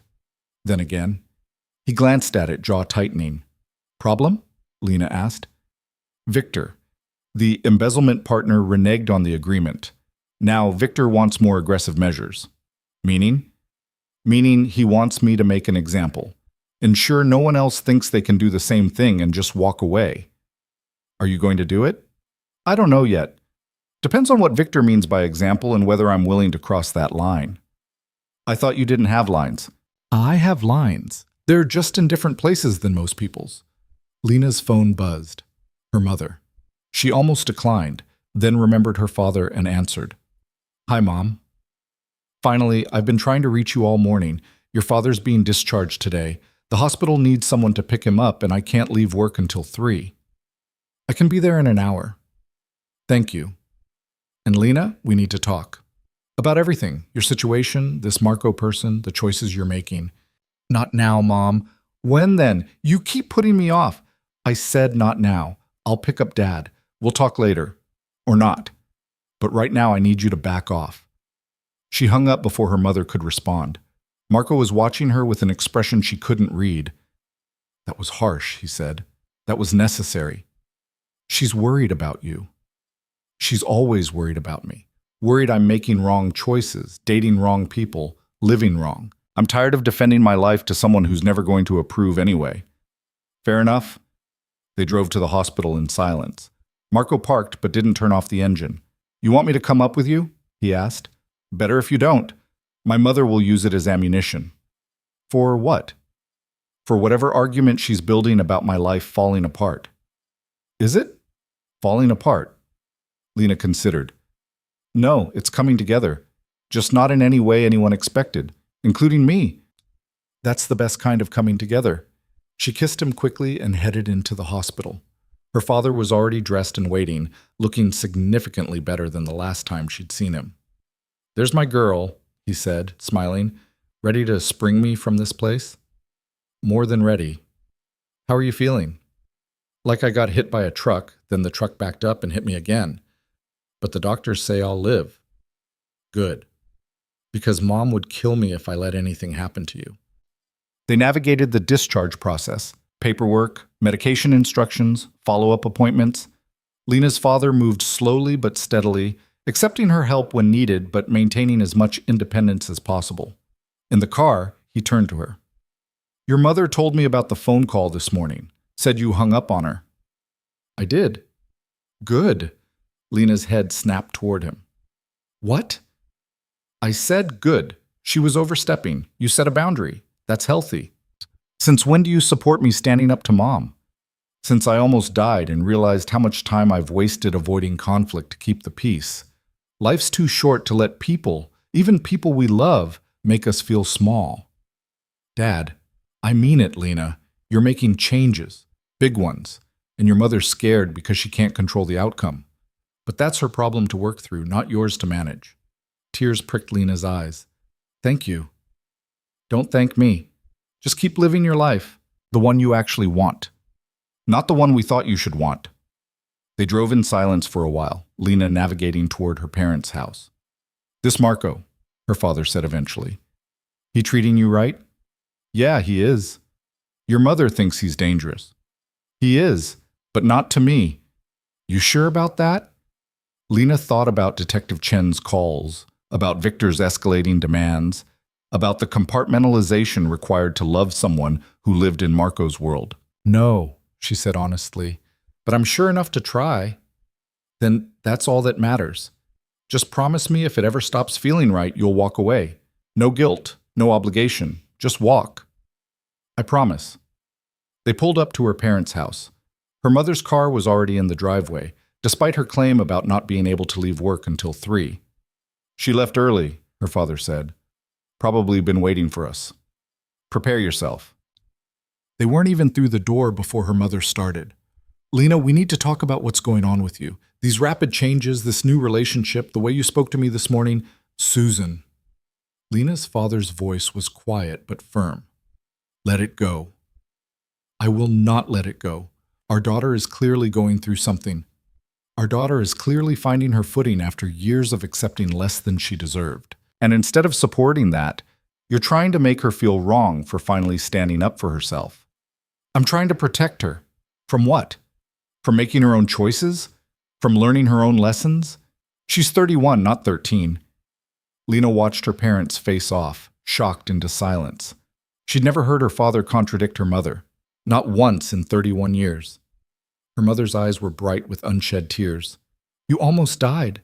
And all I can think about is, what if something happens to her? What if she's making mistakes she can't undo? Then she makes them and learns from them, same as everyone else, same as we did. We can guide her. We can support her. There's a difference. The fight went out of her mother suddenly. She sank into a chair, looking older and smaller than Lena had ever seen her.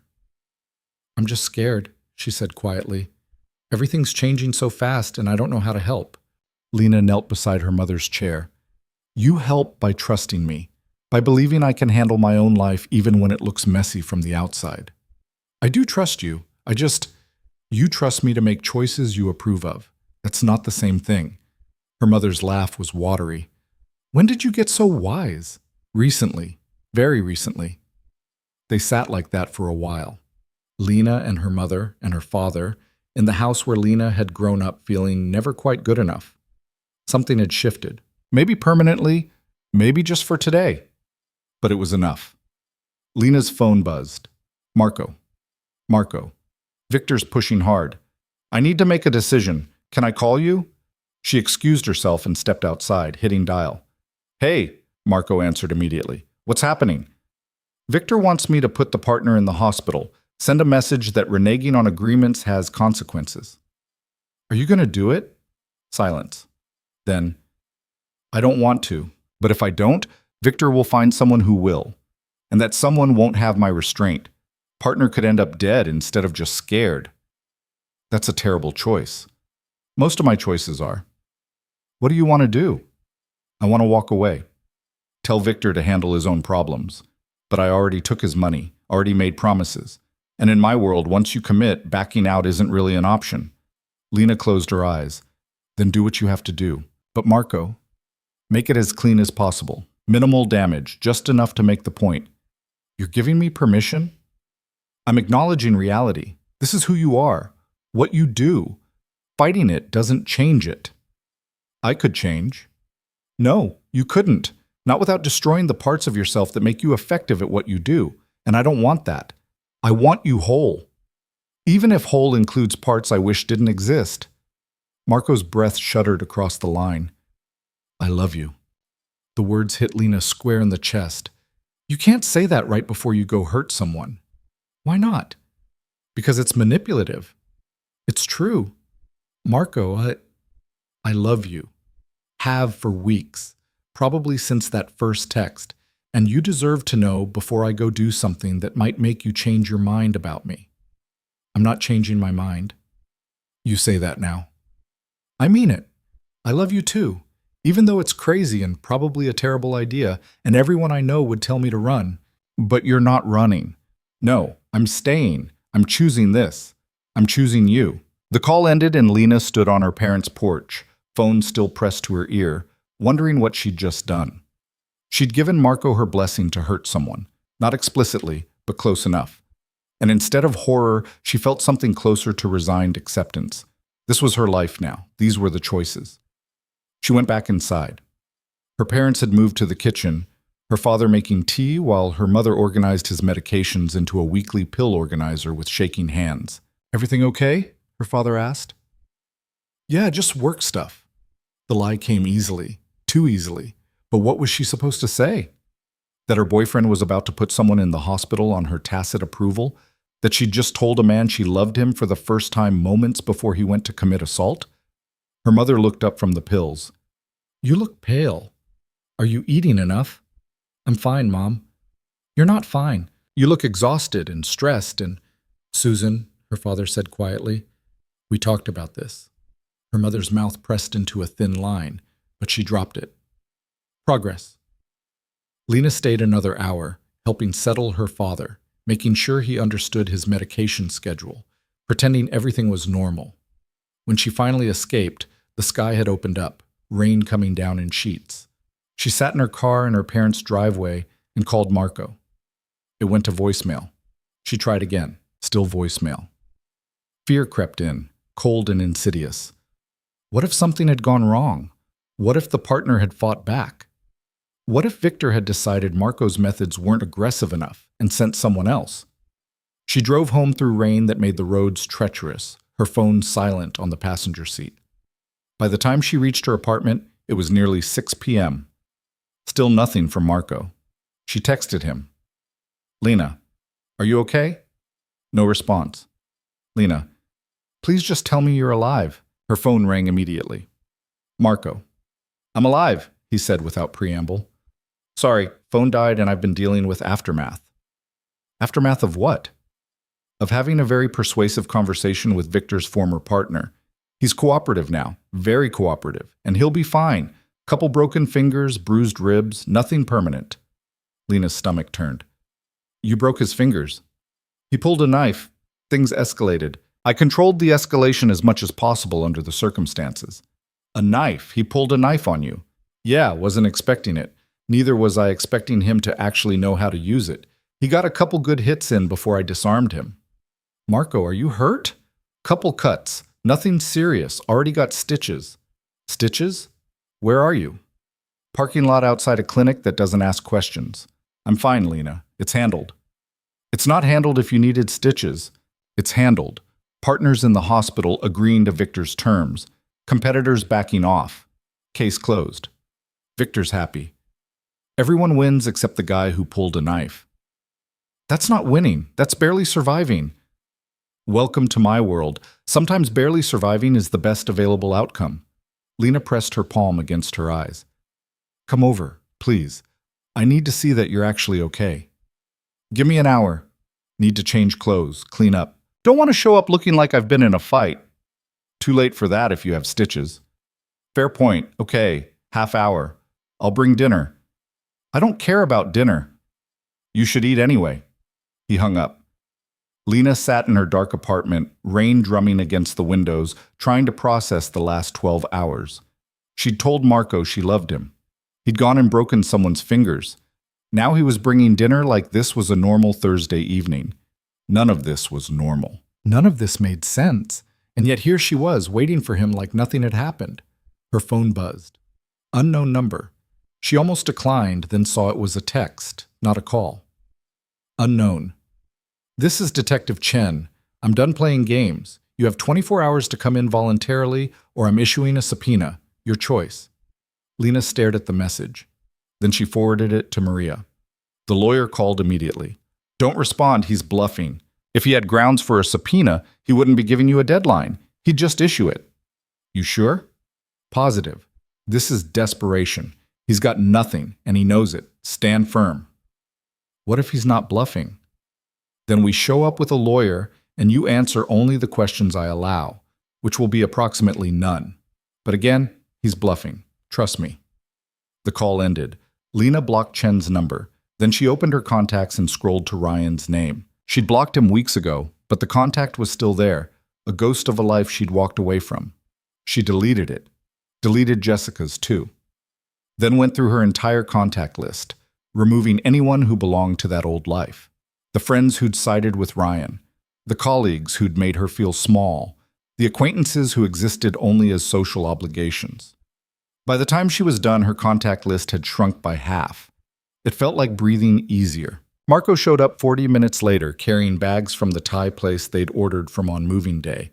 He looked terrible, pale under his tan, moving stiffly, a bandage visible on his left forearm where his sleeve had ridden up. Lena took the food and set it aside, then carefully pushed up his sleeve to examine the bandage. "How many stitches?" 12. Could have been worse. "Show me the rest." "Lena, show me." He unbuttoned his shirt slowly, revealing more bandages across his ribs, bruises already blooming purple and yellow across his torso. Lena's hands shook as she traced the edges of the bandages. "You said you controlled the escalation," she said quietly. "I did. You should see the other guy." "That's not funny." "Wasn't trying to be funny, just factual. Lena stepped back, wrapping her arms around herself. I can't do this. Marco went very still. Can't do what? This. Watch you come back hurt. Know you're out there getting into knife fights. Live with the constant fear that next time it won't be stitches, it'll be worse. Lena, I know what I said earlier. I know I told you I was staying, but that was before I saw... She gestured at his injuries. This. Marco carefully rebuttoned his shirt, movements controlled despite obvious pain. Okay. Okay? Okay. You can't do this. I understand. I told you I'd let you walk away if you needed to. So walk. I won't fight it. The word should have been what Lena wanted. Permission to leave. No guilt. Clean break. Instead, they made her furious. That's it? I say I can't do this and you just agree? No fighting for us? No trying to convince me we can make it work? You just told me you can't handle this. What am I supposed to say? That you're wrong about your own limits? That you should ignore your instincts because I want you to stay? That's manipulation, Lena. That's exactly what you accuse me of being capable of. So you're just going to let me go? If that's what you need, yes. And if I don't know what I need? Marco's expression finally cracked, pain bleeding through. Then we're both stuck in the same place, wanting something we can't figure out how to have. Lena sank onto the couch, head in her hands. I'm so tired of being scared. Of me? Of everything. Of caring about someone enough that their safety matters more than my own comfort. Of building a life that doesn't fit any template I was raised to follow. Of constantly questioning whether I'm being brave or just stupid. Marco sat beside her, careful to leave space between them. You're being brave. Stupidity would be staying without question. Bravery is staying despite the questions. And if the questions win, then you leave. And I let you. Because I love you enough to want you safe and whole, even if that means safe and whole without me. Lena turned to look at him. Really look at him. At the exhaustion in his eyes, the careful way he was holding himself to minimize pain, the resignation in his posture. You're hurt, she said. I've been hurt worse. That's not comforting. Wasn't meant to be. Just honest. When you said you loved me earlier, did you mean it? Or were you just trying to, I don't know, lock me in before I could change my mind? I meant it, have meant it for weeks. Should have said it sooner, but I was waiting for the right moment, and then I realized there wouldn't be a right moment. So I said it anyway. That's the most romantic and least romantic thing anyone's ever said to me. That's kind of my specialty. Despite everything, Lena smiled. You're impossible. Yeah, but I'm your impossible if you still want me. Did she? Lena didn't know anymore. Every rational cell in her body screamed to walk away, to choose safety and sanity and a life that didn't involve detectives and stitches and moral compromises. But another part, the part that had sent that breakup text to the wrong number, the part that had said yes to coffee with a stranger, the part that had deleted her social media and moved apartments and set boundaries with her mother, that part knew exactly what it wanted. I'm staying, she said, but we need rules, real ones. Not vague agreements about separation and boundaries, actual rules. Okay, what rules? You don't lie to me, ever, about anything, even if you think the truth will hurt me. Agreed. You keep the most dangerous parts of your work as far from me as possible. I don't need to know details, but I need to know you're being careful. Agreed. And if something like today happens, if you get hurt, you tell me immediately. You don't downplay it or hide it or show up hours later pretending everything's fine. That one's harder. My instinct is to protect you from worry. Your instinct is wrong. I'm not fragile. I can handle worry. What I can't handle is finding out later that you were hurt worse than you let on. Marco was quiet for a moment, then nodded. Okay, full disclosure on injuries, even when I think you don't need to know. And one more thing. What? You start looking for exit strategies. Ways to transition out of the most dangerous work. I'm not asking you to quit tomorrow, but I need to know we're working towards something sustainable long term. Lena, I'm serious, Marco. I can handle this for now. Maybe even for a few years. But I can't build a life around wondering if you're going to come home every night. Eventually, something has to change. Marco's jaw worked. That's fair. And honestly, I've been thinking about it anyway. I'm not getting younger. Reflex is slow. Judgment gets clouded. Another 5 years of this, and I'll be a liability instead of an asset. So we have a timeline. 5 years to figure out what comes next. 5 years. After that, I find something else, something cleaner. Promise me. I promise. 5 years maximum. Then I transition to something that doesn't involve getting stabbed in parking lots. Lena leaned against him carefully, mindful of his injuries. You really got stabbed in a parking lot. Technically, it was more of a slash. Stabbing implies penetration. That distinction doesn't make me feel better. Sorry. They sat like that for a while, the rain outside slowing to a drizzle, the city lights coming on as evening deepened into night. The food's getting cold, Marco said eventually. Don't care.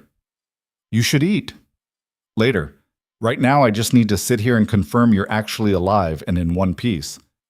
Mostly one piece? Marco. Sorry, yes. Alive, present, accounted for. Lena's phone buzzed. She ignored it. It buzzed again, then 3 more times in rapid succession. You should check that, Marco said.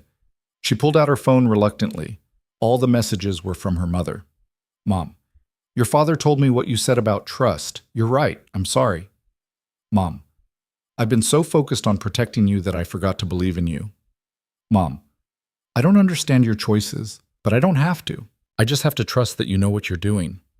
Mom, I love you, even when I'm awful at showing it. Lena's throat tightened. She showed the messages to Marco. That's progress, he said. Massive progress. I don't think she's apologized to me since I was 12 and she accidentally threw out my art project. What did you do then? Didn't talk to her for a week. She apologized by buying me new art supplies and taking me to a museum. And now? Now I forgive her and hope she actually means it this time. Lena typed a response. Lena, I love you too, Mom, and I appreciate you trying. That's all I needed.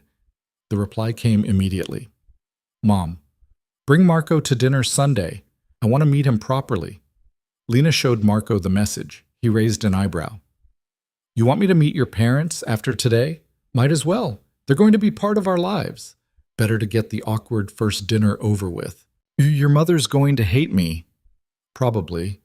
But she hated Ryan too, and that didn't stop me from dating him for 3 years. At least with you, the relationship is actually worth the disapproval. That's romantic. I'm learning from you. They finally ate the Thai food, reheated and not quite as good as it would have been fresh. Marco moved carefully, favoring his injured side, but ate with better appetite than Lena expected for someone who'd been in a knife fight hours earlier. How do you do this? Lena asked. Do what? Go through something traumatic and then just continue, like it's normal. It is normal, for me. I've been doing this long enough that the adrenaline crash doesn't hit as hard anymore, and I've learned to compartmentalize. What happened in that parking lot stays there. Right now, I'm here with you. That's all that matters. That sounds unhealthy. Probably is, but it's how I survive. The therapy you mentioned, did it help with that? The compartmentalization? Some. Mostly it helped me understand why I do it. Doesn't mean I can stop, just means I'm self-aware about it now. And that's better? Marginally. Lena's phone rang. She glanced at the screen, expecting her mother or maybe Maria. Instead, it was a number she didn't recognize, but the area code was familiar. She answered cautiously. Hello? Ms. Hart? This is Riverside General Hospital. You're listed as the emergency contact for a patient named Ryan Cole. He was brought in about an hour ago following a car accident. We need someone to come down and provide information for his treatment. Lena's brain stuttered to a halt. I'm sorry, what? Ryan Cole, you're listed as his emergency contact. He's been in an accident and we need... I'm not his emergency contact anymore. We broke up 2 months ago. Try his fiancée, Jessica Brennan. We did. She's not answering. You're the only other contact in his phone. That's not my problem.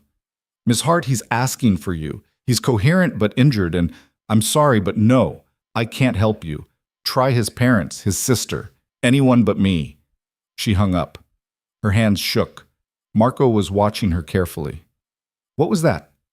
Hospital. Ryan was in a car accident. They want me to come down because I'm apparently still his emergency contact. Are you going? No, absolutely not. That part of my life is over. Even if he's seriously hurt? Especially if he's seriously hurt. I'm not getting dragged back into his drama because he couldn't be bothered to update his emergency contacts after proposing to someone else. Marco nodded slowly. Okay, your choice. You think I should go?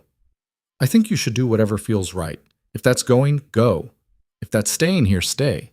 But don't make the decision based on what you think you should do. Make it based on what you actually want. Lena stared at her phone.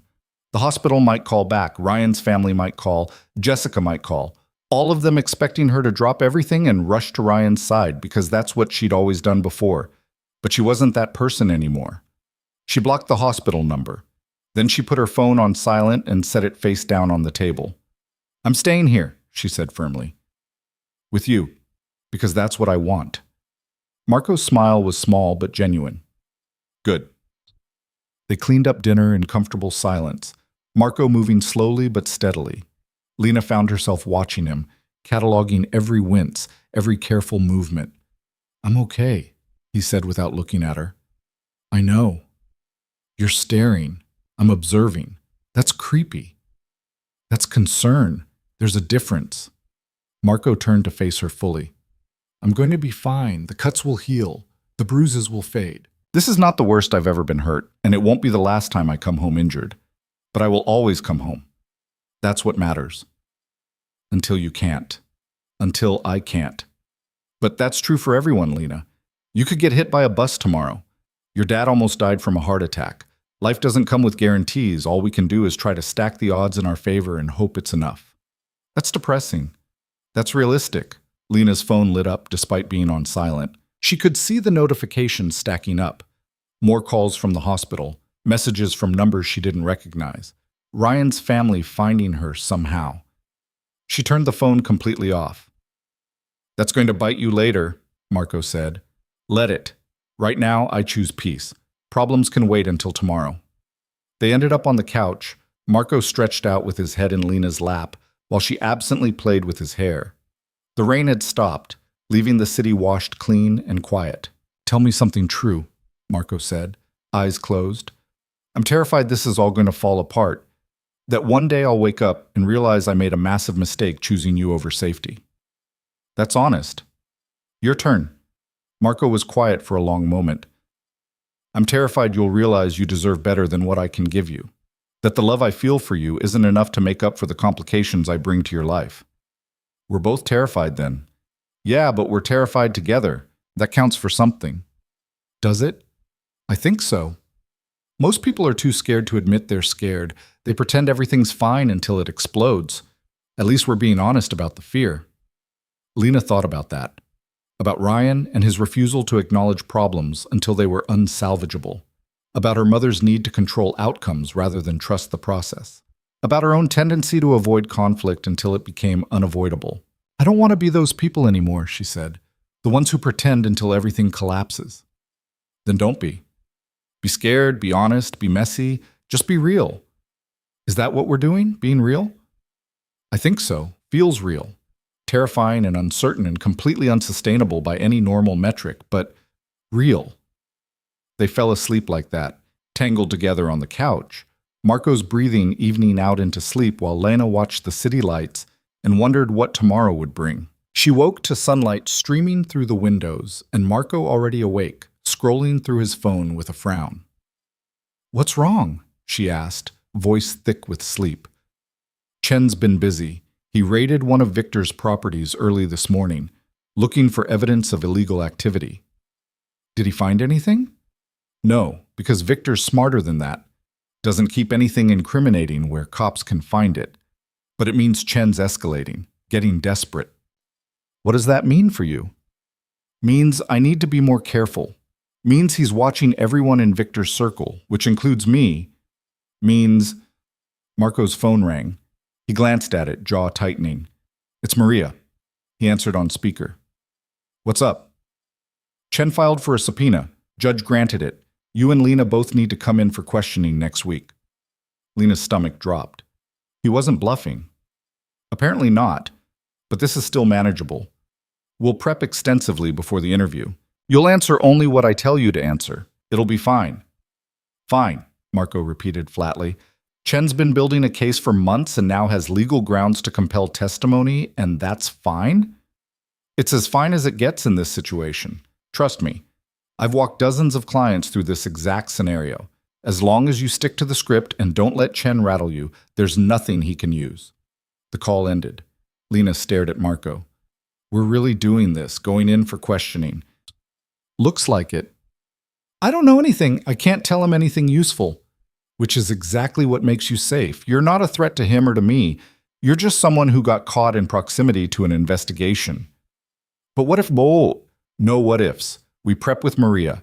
We follow her instructions. We get through the interview, then it's over. You make it sound simple. It's not simple, but it's survivable. That's what matters. Lena's phone, which she'd turned back on while Marco was sleeping, showed 37 missed calls and twice as many messages. She scrolled through them with growing horror. Ryan's mother, his father, his sister, Jessica, the hospital, multiple unknown numbers, all of them increasingly frantic, all of them demanding she call back immediately. This is going to be bad, she said. What is? I ignored everyone about Ryan's accident. Now they're all furious and probably assuming the worst about me. Let them assume. You're not responsible for Ryan's emergency contacts or his family's inability to handle a crisis without involving his ex-girlfriend. His mother called me heartless. In a voicemail. Actually used that word. She's grieving and scared and lashing out. Not your problem. It feels like my problem. Only if you let it be. Lena scrolled to the most recent message. From Jessica. Jessica. Ryan's awake. He's going to be okay. No thanks to you. He asked for you, and you couldn't even be bothered to show up. I hope you're happy with yourself. Wow, Lena said. She's really going for it. Marco read over her shoulder. Block her. That feels petty. So, be petty. She cheated with your boyfriend, helped him humiliate you on social media, and is now trying to guilt you for not rushing to his hospital bed. Petty is appropriate here. Lena blocked Jessica's number. Then Ryan's mother. Then everyone else who'd left angry voicemails or accusatory texts. Her contact list shrank even more. I'm running out of people, she observed. Quality over quantity. Easy for you to say. You probably have a whole network of people who owe you favors. I do, but most of them aren't people I'd call in a crisis. They're business contacts, transactional relationships. You and Maria and maybe 3 other people, that's my actual circle. Everyone else is just peripheral. That's sad. That's realistic. Most relationships are transactional to some degree. At least I'm honest about it. Lena's phone rang, a number she recognized. Her father. Hey, Dad. Your mother told me what happened with Ryan, the accident, the hospital calls. I didn't go. Before you say anything, I didn't go and I'm not going. Good. I'm proud of you. Lena blinked. You are? Yes. You set a boundary. You stuck to it. That takes courage, especially when people are trying to make you feel guilty about it. His mother called me heartless. His mother is upset and looking for someone to blame. Don't make that your burden to carry. Thanks, Dad. Your mother wants to know if you're still bringing Marco to dinner Sunday. She's already started planning the menu. Lena looked at Marco, who was listening shamelessly. He nodded. Yeah, we'll be there. Good. Looking forward to meeting him properly. See you Sunday. The call ended. Lena felt something loosen in her chest. Her father was on her side. Her mother was trying. That was more than she'd had in years.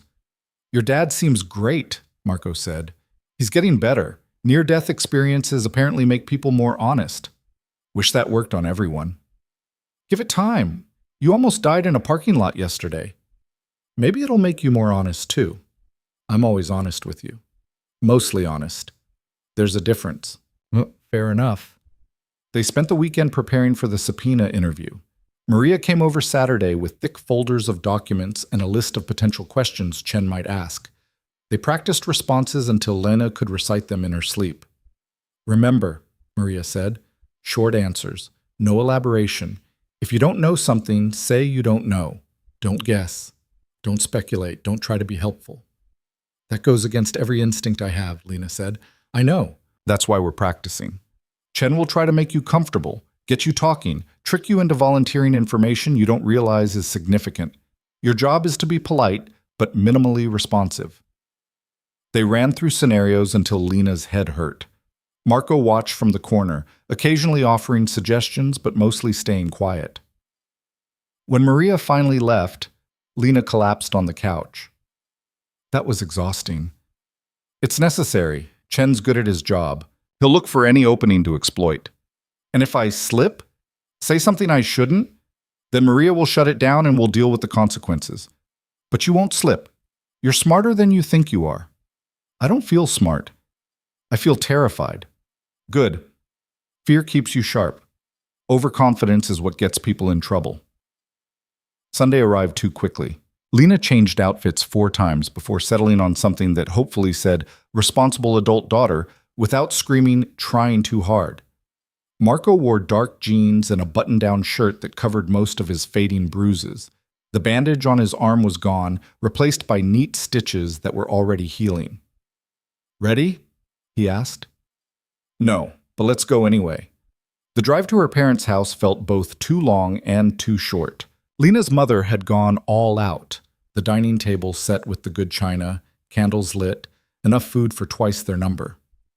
She's nervous, Lena's father said quietly when he answered the door. Be patient with her. Her mother appeared from the kitchen, wiping her hands on an apron. She looked at Marco, really looked at him, and Lena watched her mother catalog every detail. The barely healed stitches, the way he moved carefully, the controlled power in his posture. You must be Marco, her mother said. Mrs. Hart, thank you for having me. Call me Susan. Mrs. Hart makes me feel ancient. She gestured toward the dining room. Dinner's ready. I hope you like chicken. They settled around the table. The meal started awkwardly, everyone too polite, conversation stilted. Then Lena's father asked Marco about his work. I consult on security and risk management, Marco said smoothly. Help clients navigate complicated situations that require discretion. That's vague, Susan said. Mom, Lena warned. It's fine, Marco said. You're right, it is vague. The truth is, my work exists in gray areas that make people uncomfortable. I help solve problems that can't be solved through normal channels. Sometimes that means legal consulting. Sometimes it means other things. Susan set down her fork. Other things? Yes. Are you a criminal? Mom. It's okay, Marco said to Lena. Then to Susan. That depends on your definition. I've never been convicted of a crime, but I've done things that exist outside what most people would consider legal or ethical. I'm honest about that because your daughter deserves honesty, and so do you. The silence stretched. Lena held her breath. Are you good to her? Susan asked finally. I try to be. She deserves better than what I can offer, but I'm trying anyway. That's not what I asked. Yes, I'm good to her. I love her, and I'd do anything to keep her safe. Even if keeping her safe means letting her go. Especially then. Susan studied Marco for a long moment. Then she nodded once and picked up her fork. Good. That's all I needed to hear. The rest of the meal went easier. Her father asked about Marco's family. Marco talked about his sister in Oregon, carefully editing the parts about why he'd started doing what he did. Susan asked about how they met. Lena told the story of the wrong number text, leaving out the parts about Ryan cheating. That's quite a story, Susan said. It's unconventional, Lena agreed. Your whole life has become unconventional lately. Yeah, it has. Are you happy? The question caught Lena off guard. She looked at Marco, who was watching her with quiet intensity. Yeah, she said. I actually am. For the first time in years, I'm happy. Then that's what matters. They stayed until late, helping clean up, making small talk, building bridges. Lena hadn't realized were broken until they started repairing them. In the car on the way home, Marco was quiet. You okay? Lena asked. Your mother's terrifying. She liked you. How can you tell? She didn't interrogate you about your intentions or demand to know your long-term plans. That's practically approval for her. That's a low bar. Welcome to my family. Marco's hand found hers, lacing their fingers together. Thank you. For what? for letting me be part of this. Your family, your life, all of it. You're not part of my life, Marco. You are my life. There's a difference. He pulled over suddenly, the car idling on a quiet residential street. Then he kissed her, deep and thorough and edged with desperation. "Marry me," he said when they broke apart. Lena's brain short-circuited. "What?" "Marry me. Not now. Not tomorrow. But eventually. When the dust settles from Chen's investigation. When I've transitioned out of the worst parts of my work. When we've built something stable enough to last. Marry me. That's the least romantic proposal ever. I know, but it's honest. And I love you. And I want to build a life with you that's real and complicated and messy and ours." Lena's heart hammered against her ribs. "Ask me again when you're not coming off a near-death experience and a stressful dinner with my parents. I'll ask you every day until you say yes. That's annoying. That's commitment. Marco, you don't have to answer now. I just needed you to know that's where I'm headed. That's what I want. You. Forever. However messy that looks." Lena cupped his face in her hands. "Ask me again in 6 months. When Chen's investigation is over and you're healing and we've proven we can survive all of this. Ask me then, and I'll give you an answer." "Is the answer going to be yes?" "Maybe. Probably. Ask me in 6 months." He kissed her again, slower this time, savoring it. They drove home in comfortable silence, hands linked across the center console. The subpoena interview happened on a Tuesday. Lena and Marco sat in separate rooms at the police station, Maria shuttling between them. Chen was exactly as Lena had imagined. Tired eyes, cheap suit, the demeanor of someone who'd been doing this too long to be surprised by anything. "Miss Hart, thank you for coming in." "I didn't have a choice." "True. Let's get started." He opened a folder, pulled out photos. "Do you recognize any of these men?" Lena looked at the photos. One of them was Victor. She'd never met him, but had seen pictures on Marco's phone. The others were strangers. "No," she said. "You're sure? Take your time." "I'm sure. I don't know any of these people." "What about this location?" He showed her a photo of a warehouse. "Never seen it." "This car?" "No." "These documents?" "No." It went on for 2 hours. Chen showing her photos, documents, asking about places and people and events. Lena answered every question the same way. "I don't know. I haven't seen that. I'm not familiar with that person. All of it true." She genuinely didn't know anything about Marco's work beyond what he'd told her. Chen grew increasingly frustrated. Finally, he leaned back in his chair. "Ms. Hart, I'm trying to help you here. Marco Vale is involved in criminal activities. If you're protecting him, you're making yourself an accessory." "I'm not protecting anyone. I'm answering your questions honestly. I don't know anything about Mr. Vale's business operations." "You're dating him?" "Yes." "Living with him?" "No, I have my own apartment." "But you spend time together?" "Yes, like couples do." "And he never talks about his work?" "He tells me he consults on security issues. That's all I know." "You expect me to believe you've never asked questions?" "I've asked. He's declined to answer. I respect his privacy." Chen's jaw worked. This interview is over. "But Ms. Hart? When this case comes crashing down, and it will, don't say I didn't warn you." "Noted." Maria walked her out. Marco was already in the waiting area, looking calm despite having just spent 2 hours being interrogated. "How'd it go?" he asked. "Fine, I think. Chen's frustrated, but he didn't get anything useful." "Same here. We're good." Outside in the parking lot, Lena finally let herself breathe. "That was the worst thing I've ever done," she said. "You did great. Exactly what Maria coached you to do." "When does this end? The investigation, the constant looking over our shoulders?"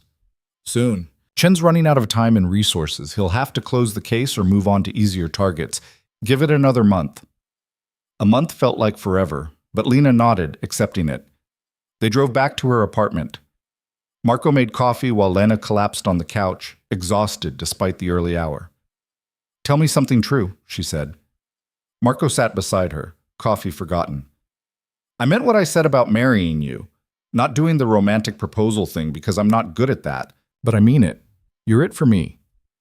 Even though I'm complicated and messy and apparently can't go 2 months without some crisis? Especially because of that. You're real. You don't pretend to be something you're not. That's rare. So are you. I'm a lot of things. Not sure rare is one of them. You're rare to me. That's what matters. 6 months passed faster than Lena expected. Chen's investigation fizzled when his key witness, the embezzlement partner, recanted his testimony and moved to another state. Without him, Chen had no case. Victor walked away clean. So did Marco. Marco started transitioning his work, taking on fewer dangerous cases, building a legitimate consulting business alongside his gray market problem solving. It wasn't a complete exit, but it was progress. Lena's design business grew. She started saying no to bad clients, yes to projects that actually interested her. Her bank account stayed manageable.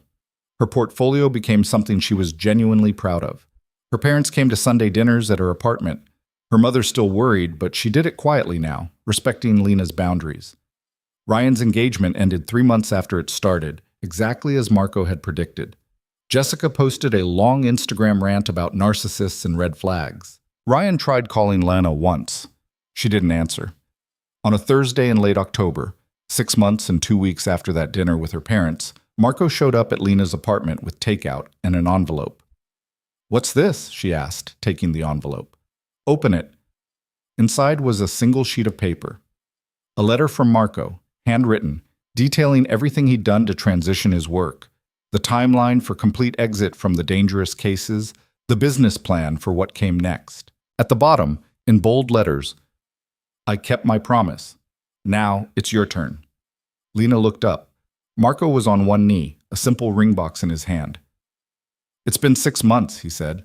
"I've proven I can change, that I'm serious about building something sustainable with you. So I'm asking again. Marry me. For real this time. Not someday, not eventually. Marry me and let's figure out the rest as we go." Lena's eyes burned. "That's still not romantic. It's honest. And if I say no, then I keep asking, because I'm stubborn and I love you and I'm not giving up. And if I say yes, then we start planning a life that's ours, messy and complicated and real." Lena took the ring box from his hand, opened it. The ring was simple, a single stone, elegant and understated. Nothing flashy, nothing that screamed wealth or power. Just honest, like them. "Yes," she said. Marco's smile was devastating. "Yeah? Yeah. Yes, I'll marry you, on the condition that we keep being honest with each other even when it's hard." "Deal." He slid the ring onto her finger. It fit perfectly. "How long have you been planning this?" Lena asked. "Since the day I told you I loved you in that parking lot. Had the ring made 2 months ago. Been carrying it around waiting for the right moment." "This is the right moment? Thursday night takeout? Every moment with you is the right moment." "Now you're getting romantic. Don't tell anyone. I have a reputation to maintain." Lena kissed him, slow and deep and full of promise. When they broke apart, she was laughing. "What?" Marco asked. "I can't believe this all started with a wrong number text." "Best mistake you ever made." "Best mistake I ever made," Lena agreed. They ate cold takeout and made plans. Not detailed ones, because neither of them was good at detailed planning, but broad strokes. A small wedding. Sooner rather than later. Just the people who actually mattered. Lena texted her mother a photo of the ring. "Mom, finally. I've been waiting for this. When's the wedding?" Lena, "Soon, we'll figure it out." "Mom, I'm hiring a wedding planner. Don't argue."